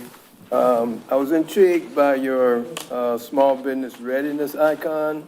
and it generated 3 questions. In your data analysis, did the city and county provide you with an inventory of black businesses that qualify to do business with them? I wouldn't look at it as necessarily qualified. You can stand up, Ms. Hibbert, but we were provided their ABI vendor list. Go ahead, you could. So the city did provide the Asheville Business Inclusion enterprise list. So this is a list that they collected for people who are certified, City of Asheville certified, HARP certified, WBE certified, Black Business certified. So all of the different ethnicities and different minority groups. Within that list, these people register to become certified with the Business Inclusion Office to do business with them. So they did provide us a list. Are you asking in reference to? He asked if there was readiness attached to that. I could tell you that we can't, based on that information. Based on the information, it doesn't. It wouldn't tell us if they're ready or not. If they're ready.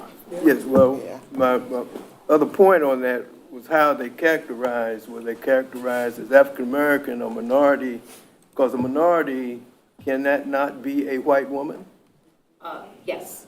So WBE is a woman-owned enterprise, which in North Carolina is considered a white woman-owned business.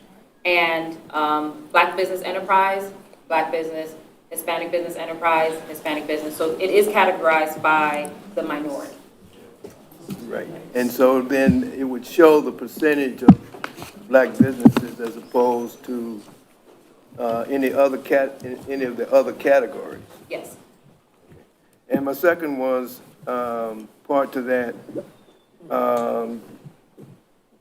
did you ascertain a contract list of the various areas in which they seek contracts, and would that list be available to this committee and to the public?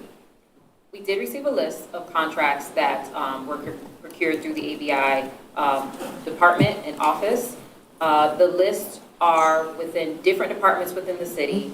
And as far as what the contracts and what they procure, the goods and services, there are several different categories: general services, professional services. So they're categorized, but they don't tell us specifically what it is that they're looking for, because it is categorized the way that the city categorizes. So if they're looking for someone to do, to put up a fence, there's not like a fence category. There's a landscape category. It's categorized by general services, professional services, product services, goods. And then finally, and I don't know how, for entrepreneurs to be in a position to be vendors with the city or county, they got to have access to capital. Yes. How can government enable the city, how can the city and the county enable access to capital? Access to capital has many different pathways that you can get a loan, you can get a grant. There are for-profit grants that you can apply for. The city creating those pathways is going to be a larger conversation, because if you need capacity building, or if you need training, or if you need employees, every aspect of access to capital is different for every business. Every Ms. business Hibbert, doesn't need the same thing. What about is it the Mountain? The Mountain Capital. Mountain Community Capital. Community Capital Fund. There is Carolina Small Business Enterprise. They do provide loans. There's Mountain BizWorks that does provide loans. But as far as what you're looking for is, you have to determine how much capital you need, and then what the avenues are to gain that access. Business readiness, business legitimacy, all of those things come into play. And so is that, what you shared, is that going to be a part of your report so that we can see and follow up on those areas? Access to capital, access to financing is actually one of our metrics. It wasn't mentioned here tonight. We have assessed the city and the county's ability to provide access to financing. It will be in the report. It just wasn't shared tonight. Thank you, Mr. Ray. We have time for probably one more question. We have 5 minutes. Dee? Yes, thank you. Thank you, Dr. Carter, and your team too. I wanted to just ask, since this is an internal review, and I understand that, but I'm concerned about the geographic areas, because a lot of the contractors that are larger, that get a larger dollar of procurement and contracting are in the SMSA of maybe Charlotte, Mecklenburg, and not Asheville.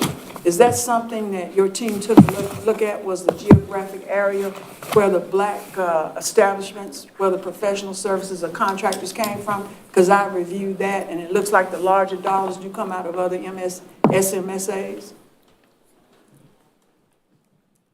I can't say that we actually did. I don't recall doing that. The Ms. Hibbert. disparity study. It has a home location, and I think, for instance, professional services was rendering the largest dollar share, and there was an outfit from Charlotte that the water department engaged. So I was just wondering if, look at the geographical area from where these firms hail from was something, because it concerns me that we're growing at other companies outside that don't pay taxes here, where our locals don't get any access at all. So I'm really concerned about that. And another issue is the fact that all of this is internal. There will be an external assessment done of sub-awardees and subcontractors and nonprofits that have provided technical assistance and other services to the city of Asheville and Buncombe County respectively that have been paid. Is that correct? That's been, there are two parts to that on this second question. Where we've looked at the prime contracts and whoever the prime is, and they've looked through their process of that. Now, who they subcontract to and that particular demographic information, I'm not entirely sure if we've received that level of data and if we're privy to that much information. But the sub-awardees that are nonprofits that are providing these services, I've heard the economic development facilitator from your crew said something about, mentioned names like Mountain Biz Cap and those. But then there are some of us who provide this that were left out and have been excluded from being competent technical service providers. How do we, that's exclusion. So how do we cure that exclusion? Because we truly don't participate at all in the process. Well, I know that there are two things that's going on in the feedback that I've received. My understanding is you have a prime contractor who may be, dollars may be going to black business enterprises, but I'm not too sure how much of that is being tracked. So that goes back to a data issue. If it's a matter of having firms or companies that can provide those services and not receiving those dollars, that's where one, having that utilization list, two, having a chamber, which is why we looked at those types of recommendations to say, how can we create a space that allows government to go to in order to be able to identify where those black businesses are and to also assist with their readiness. We got time for one last question. MZ, your hand been up for a while. Yeah, just one, real quick. When you provide the final report, will you also provide expected outcomes based on the implementation of the recommendations? Those are pretty much going to always wrap around the outcome of if there is a gap there that of a service that's not being provided, then that becomes an opportunity. If there is lack of data to show representation, then the data is, then collect the data or create pathways for there to be more representation or campaigns to raise awareness or change systems so that you can have more access in it. So the outcomes are always going to be tied to what you see on the compass on the screen.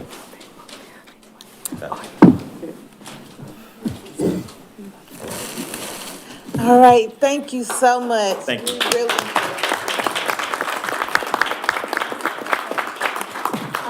You all, I just want to acknowledge that this group is here because, or the Carter Development Group is here. I just want to remind y'all that this is one of your recommendations, and this is what it looks like put into action. And so I just want to just elevate that because your work and what you are doing, it will lead to outcomes, even though it's a hard journey and it's an up and down experience. But your recommendation is what brought them here. And I think they did a fabulous job. So one more time for the Carter Development Group. All right, we are on to our next agenda item. Can I add one thing? Any notes that you all have written on your sheets, if you can turn those in to us, because we do want to note the questions that you may have. They may have notes that they want to keep, but the questions is what we need. Is there anyone who's okay? I want to make sure y'all are okay with turning in those sheets, because there may be notes. You want to keep yours? Okay.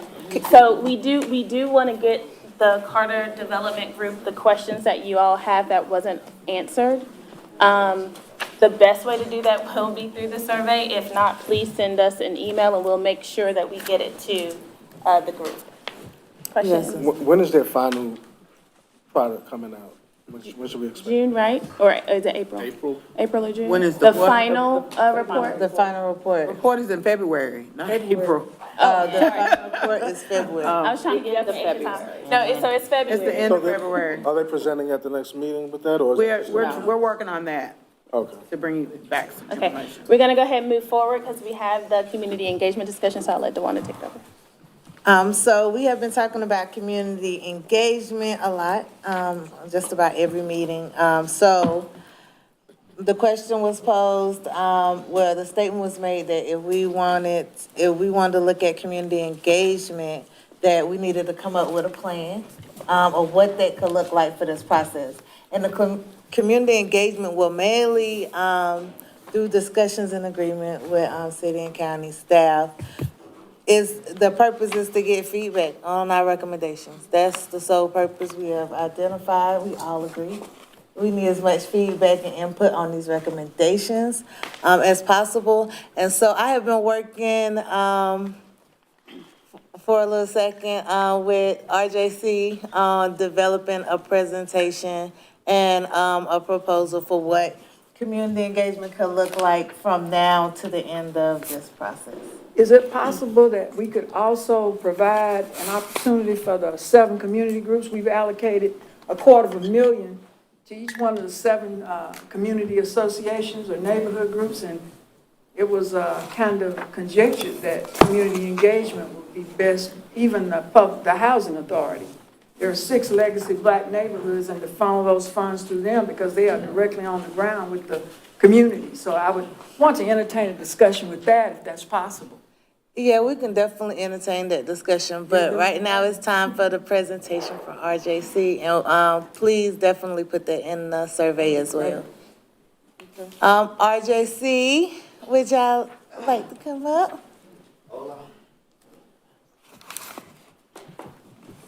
We don't even get a clap when we go Oh.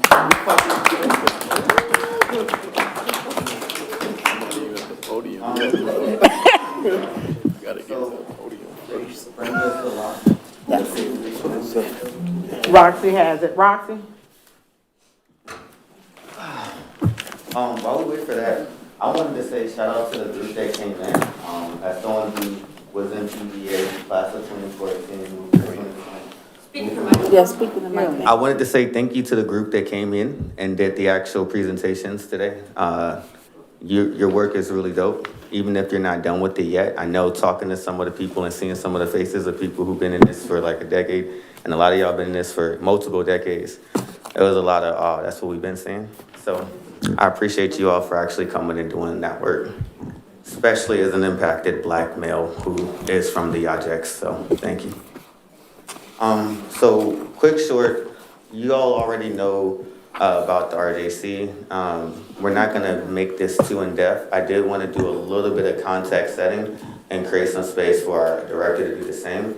So how we got to our initial proposal was the RJC had built a natural, intrinsic, altruistic relationship with the CRC, mostly off of relationships and actually being in the community, that built a nice collaboration that just was fruitful. We actually are a part of 2 different coalitions locally outside of our own, Buncombe County community-based violence prevention, which has over 16 different groups that are working together, in addition to United for Youth, in addition to our own coalition with some 19 orgs, and I don't know how many other folks. And so we are a nice point to not try to say we can do everything, but we can connect to those who need to be connected to through a robust, diverse system.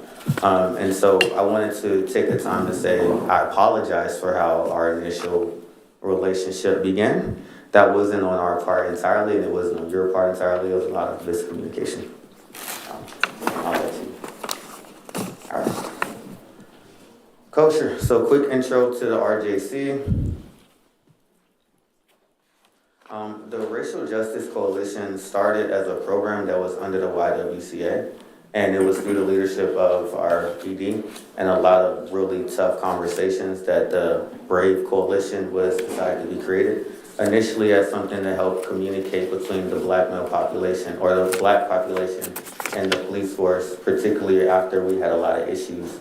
And we had a gentleman who was beaten at 3 o'clock in the morning from jaywalking after getting off from work. And so this need was here, a lot of developments occurred, and we got to this point now. The core values that we make sure that we are always trying to embody, there's a lot more that you can see on our actual website, but I think these two really capsulize it a lot. One is we believe that our community must commit for reparations for Black people, and we believe that none of us are free until all of us are free.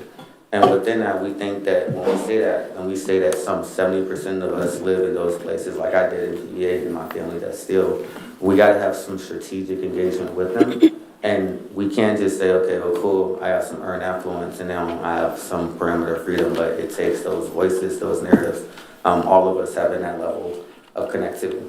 And I'll skip over the brief history because we're already into this a lot and you guys have seen our faces a lot. So you can follow up with us if you want more context. Rob, is there anything you want to add on the history?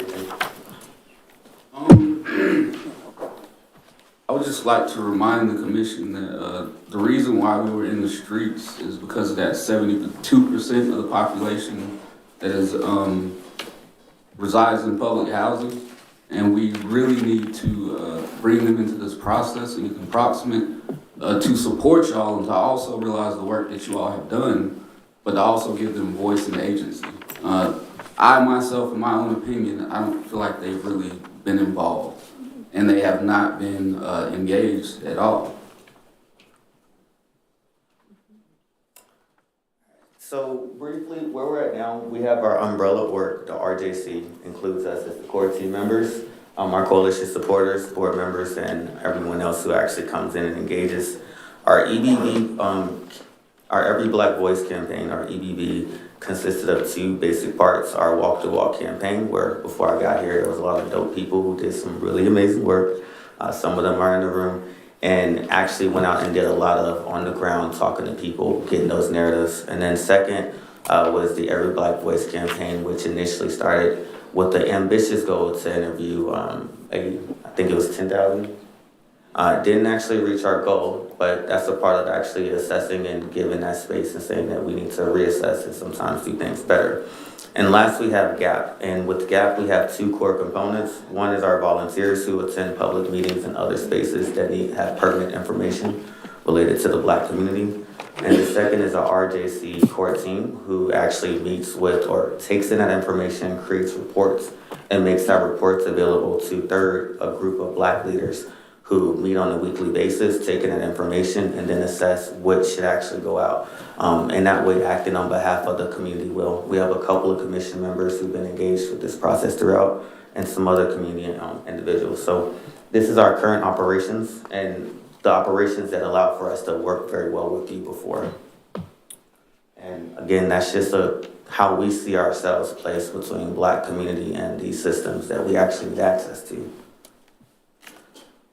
Brief achievements to date: maintain and support the development of a local and regional coalition. Like I said before, currently serving as a steering committee member for Buncombe County Community-Based Health Response to Violence, CHPP. This is a joint initiative between our county, again, another municipal situation in which the local government is working with community-based orgs to write for some 2.8 million, 80% of which is going directly to community. That other 20% is being used somewhat for salary. We had our kickoff event in December. We're gonna have we're planning now our actual campaign for the whole year, and we'll be able to get that scheduled to you all by then, hopefully by February. And that will be some potential for some collaboration, et cetera, et cetera.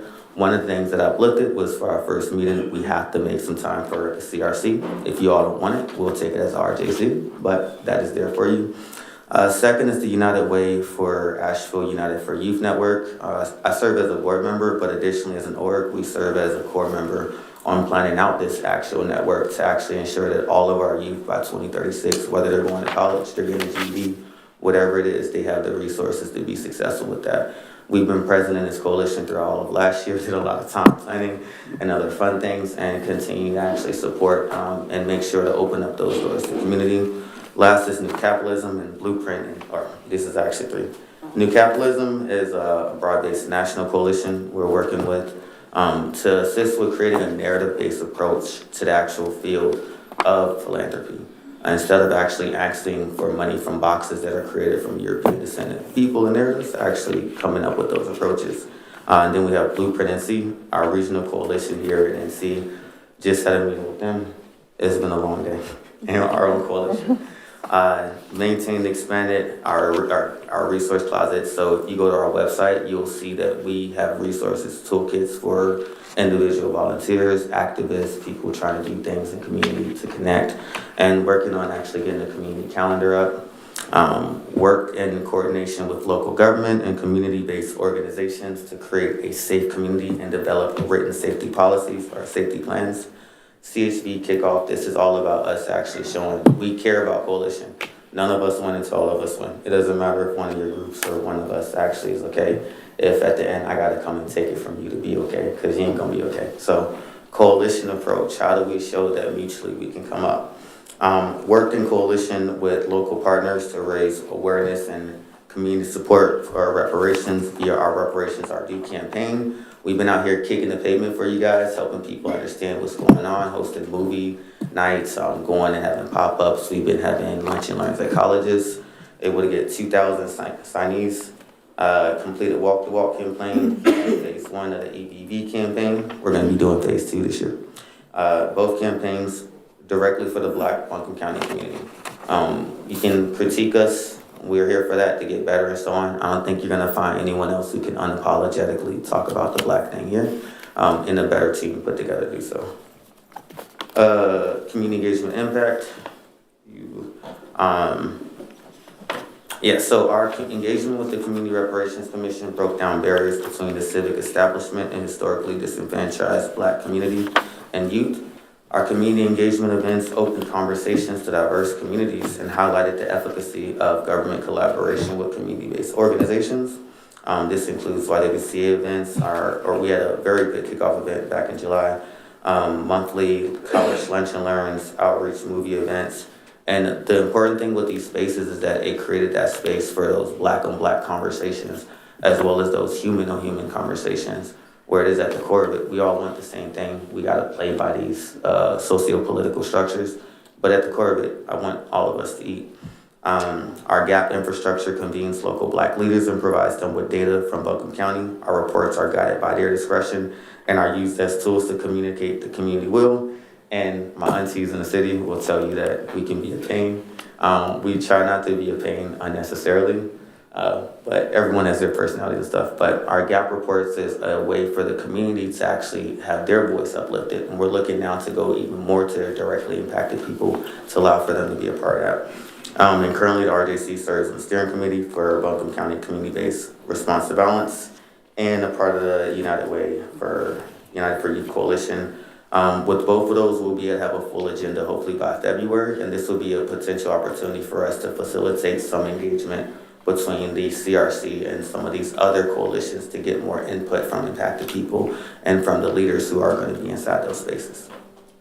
I'm going to skip a bit to, in the past, our opportunity. The opportunity here is a collaborative approach with stakeholders, partnering with local businesses, government bodies, educational institutions, and nonprofits to amplify the reach and effectiveness of reparations. We think we can work in coalition with you all and others to help get more people aware, more people in the door, be responsive, help be able to disseminate some of the things that may not be easiest to say in a way that can be communicated. Innovation and reparations. Asheville stands as a potential model for innovative approaches to reparations, setting a precedent for other communities. We definitely are. We've been in a lot of conversations where people are following us. NYC is the latest big city to actually do so that I'm aware of. And then connecting the CRC to educational institutions, cultural societies, government representatives, that's not supposed to be twice, community organizations.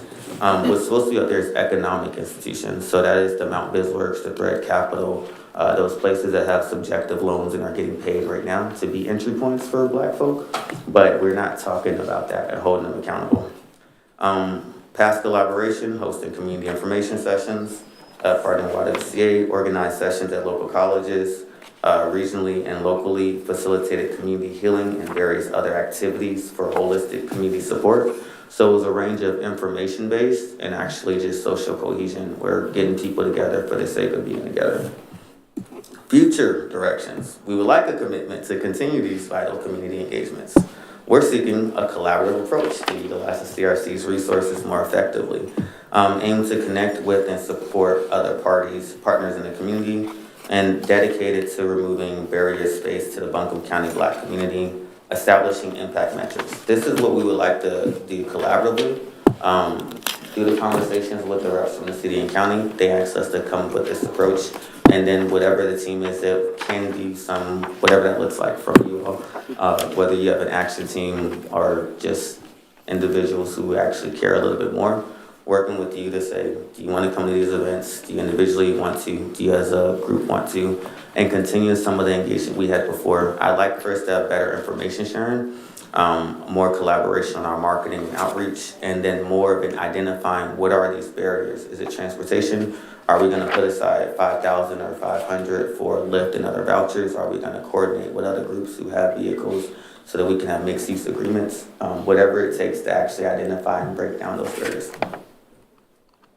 And these are some of the indicators, we can create indicators for this at the community level, levels of participation in the community conversations, the feedback quality, diversity of voices. All of that will tell us how well we're actually doing, levels of engagement in lower socioeconomic impacted Black community, coordination of engagement, policy influence, awareness and narrative shifting is going to be very big because for us as impacted people, it's hard for me as a Black American male to speak a narrative that's not European. And so it took encouragement from my aunties, from my uncles, from my elders and so on. And that's the same that we have to do and mirror. And there will be ongoing ones as well. So we would like this commitment moving forward, and I'll leave it here for questions, comments, or concerns. I just wanted to ask, is this the same proposal that carried with it the $200,000 budget? No, ma'am. So as I said in the beginning, that initial proposal was a response that came from us responding to what was asked by particular elements with the CRC. Was it an RFP put out? Oh, okay. And that was the reason why it was in that way, is because it was a direct ask that came to us directly from the CRC for that. And so it wasn't necessarily that there was we came and said, we want to do this. We were asked, what would it look like to do this in this way, maximizing, actually taking the most aggressive approach to break down. Did you know that we had put out $250,000 to 7 of the neighborhood associations from the Economic Development Group? For East End, $250,000, for South Side, $250,000 for capacity building and community engagement. Public Housing Authority, they have 3 reps on this board, $250,000 to them, to their designates. Shiloh, $250,000, Stumptown, $250,000, Heart of Chestnut, $250,000, and Burton Street, $250,000 plus about $1.3 million for an incubator. That is something that has been held by the Economic Development, IFA, I believe briefly circulated, but that is what these neighborhood groups want. They want power back in their neighborhoods, and they are on the ground doing community engagement all the time. And so I was put here, and I think everybody was put here to make sure that people can build their own capacities and don't need an outside entity to come in. Power comes from the people. So that is why we put this proposal together. So I would like the opportunity, a proffer, that we should examine that. And from the aspect of these community leaders who are here and who've been appointed at neighborhood level by city council and Buncombe County commissioners. Thank you, Dee. Me? Is there any more questions for Babette got a RJC? question. That's right. Go ahead, Ms. Babette. Don't look so determined. Help me understand something. I don't believe in reinventing the wheel on doing things, and I don't want to discount what you all are doing. But if you really were engaged with the communities, the black communities in this area, you would know the work that they have been doing and they still continue to do after all these years. When I see this, and I'm only going on what I'm looking at on the screen of what you're doing, it's what we've been doing all the time, because we work hard. And I'm in a community. I live in one of those communities. I know what it was like with Stumptown. I know what it's like with all these other communities. So why are we in reinventing of the wheel and taking more time for you to come up with a project that we've already been doing? All you'd have to do is ask us. You wouldn't have to, because you go out into, you're coming out into our communities. I don't know, you've been to Shiloh, you've seen that, but you haven't got the whole perimeter of Shiloh. I don't think you know the people in the areas that you want to serve. And I think we do a big of a justice than the RJC could do. I'm not discrediting what you do and what you want to do, but help me understand, why is it right now that you want to break down some barriers that has taken the black communities years to break down, that we've already done? Well, I'll say first, Commissioner Mays, this isn't a just now. For myself, when I lived in Biscuit View, we organized a second chance breakfast when we found out that we were coming to school late. And even since then, over the last decade, we connected with our elders then. Some elders are in the room here. And so it is an ongoing of a tradition. And it isn't that we're just now doing this. You came to some of our lunch and learns at colleges last year, and it wasn't anything of us taking away from anyone else. It just so happens that there wasn't other folks that were organizing lunch and learns and creating certain spaces in the colleges in certain areas. And so I think that that's the approach that I think about it, where on the first side, it's not on my side and from the RJC, caring about breaking down black barriers now. We have a team of professionals who have been trying to break down barriers and wherever they were at. For me, I came from Mount Bismarck to Fiscal Legal and on track before, doing similar work in similar capacities and so on. And so that's the first part. And the second part is we're not asking for anything in addition, but a continuation of that relationship as is, which is we transparently share information. And if you would like to come to events, you come to events. If you don't, you don't. If you all want to actually provide capacity and support for breaking down barriers, you can. And if you transparently want to say no, then you don't. And we'll continue coalition work and actually breaking down those socioeconomic issues, intergenerational issues, and other things. So that's our approach on it. We're not asking for anything in addition.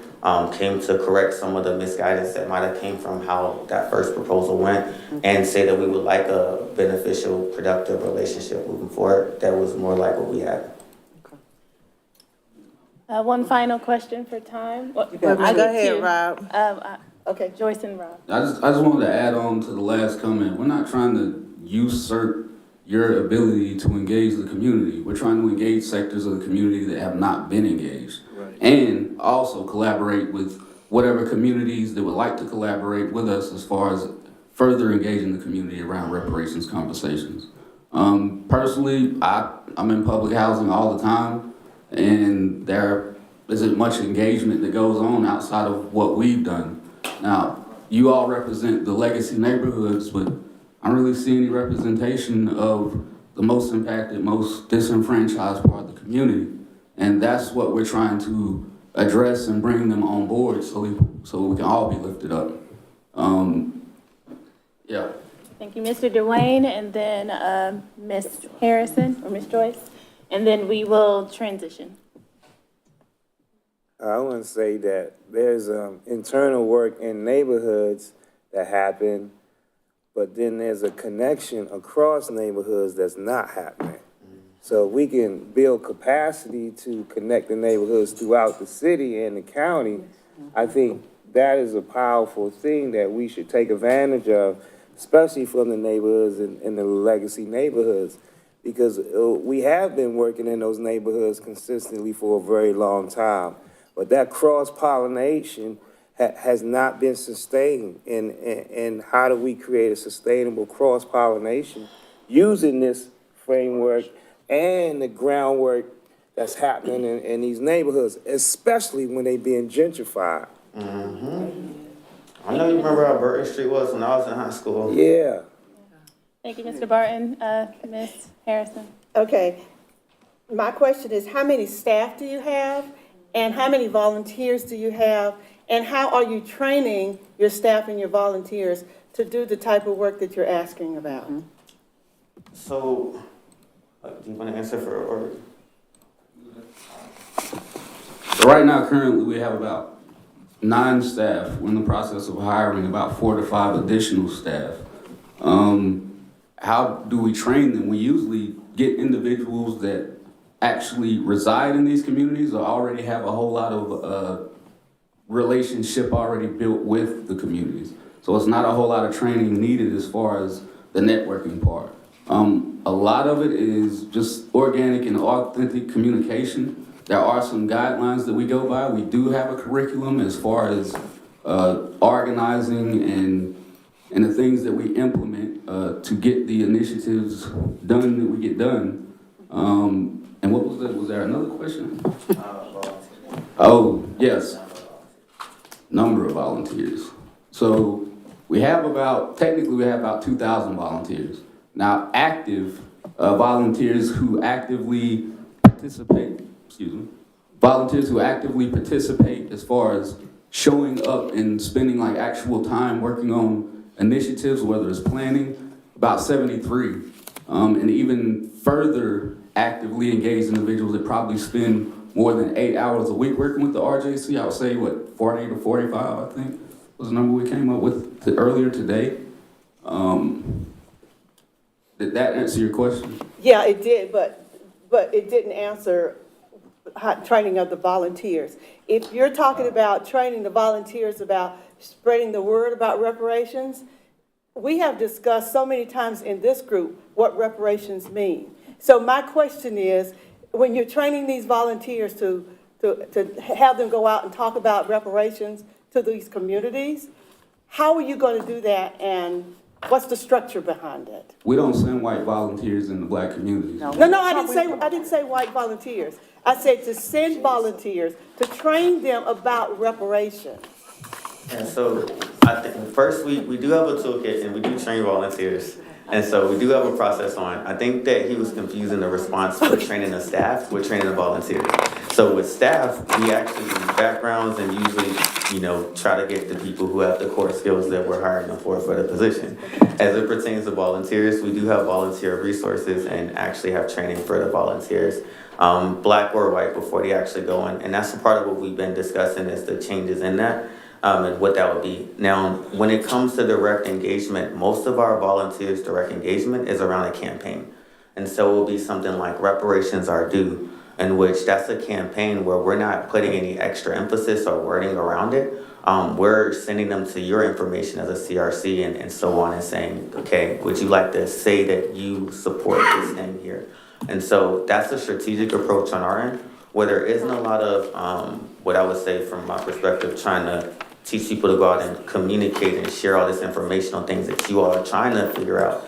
But it's getting the support behind your decisions, getting the support behind what you have dissent about, if you do have dissent about things, and getting support behind the things that you do like. So a lot of that is email campaigns, commission wanted extension, email saying you support X, Y, and Z.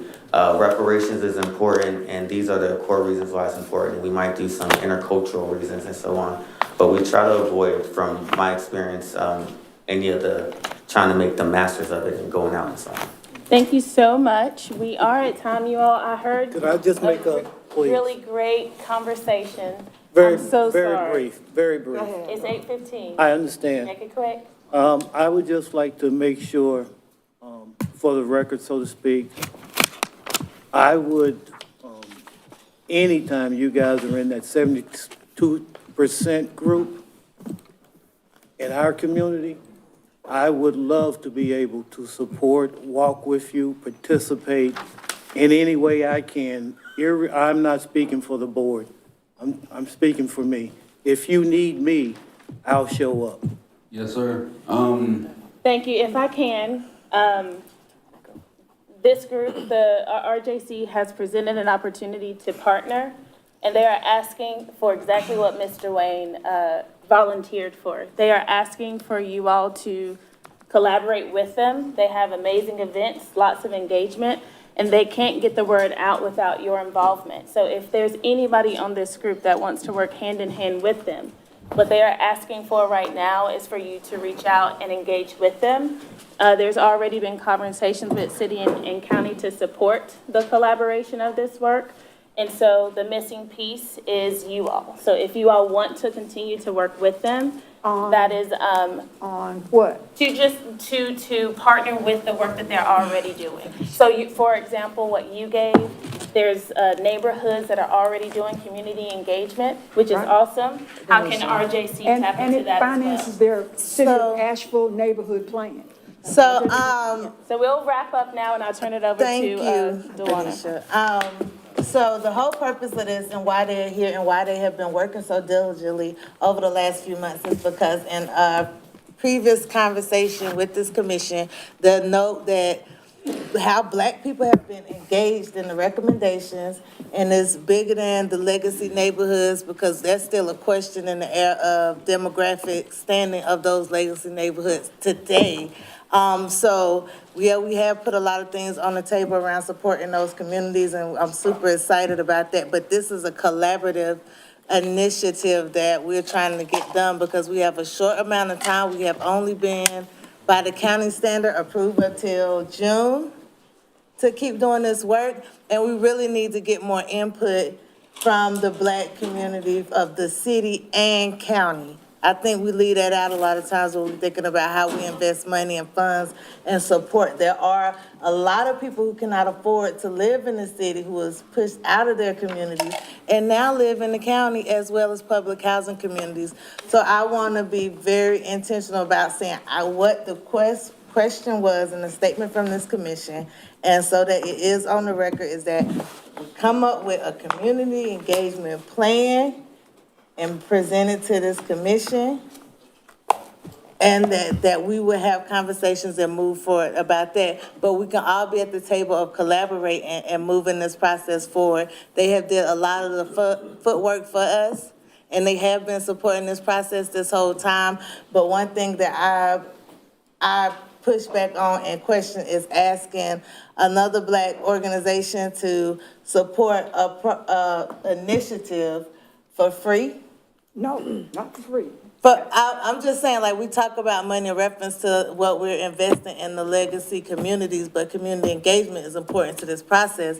And so, I also asked them to include a budget, which they did not do, but we'll work on that for their services because they are connected in a lot of the communities that's outside and inside of legacy communities.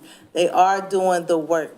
They have been supporting this process from day one, and we need more engagement on our recommendations. We are in the draft stages where Black engagement is critical. Let us, we have a budget too, and that's not to say they're excluded, but we were talking about putting that in all the legacy neighborhoods. They've had a plan, but they haven't had any money to back it up with. So I think that's something that the IFA that created that need to get together with these neighborhoods and discuss it as well, because they carry a vote too. Okay, all right, you all, I do have to cut you off. Just real quick. It's 8:19. Just real quick, we're not trying to take any money from any of the neighborhoods. We're not, like, we've been doing this, we're just trying to collaborate with you all. I don't even think we've asked for any money.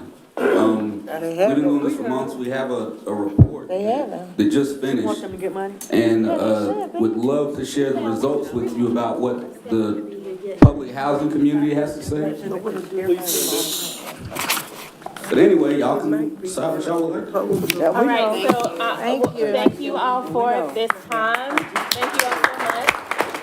If y'all, again, in this current process, you can absolutely collaborate with RJC. You can also write them into your recommendations, so keep that in mind for continued community engagement. Next, our next meeting is February, which will, February 19th. We'll be discussing IFA draft recommendations. You all should have received communications from my team. Thank you all for, who are doing the one-on-one check-ins. We don't have any public comments. And so that brings us to the end of our meeting. Thank you all so much. Thank you. Motion to adjourn. All right, approved. Let's go. All right, let me get these 10 cards.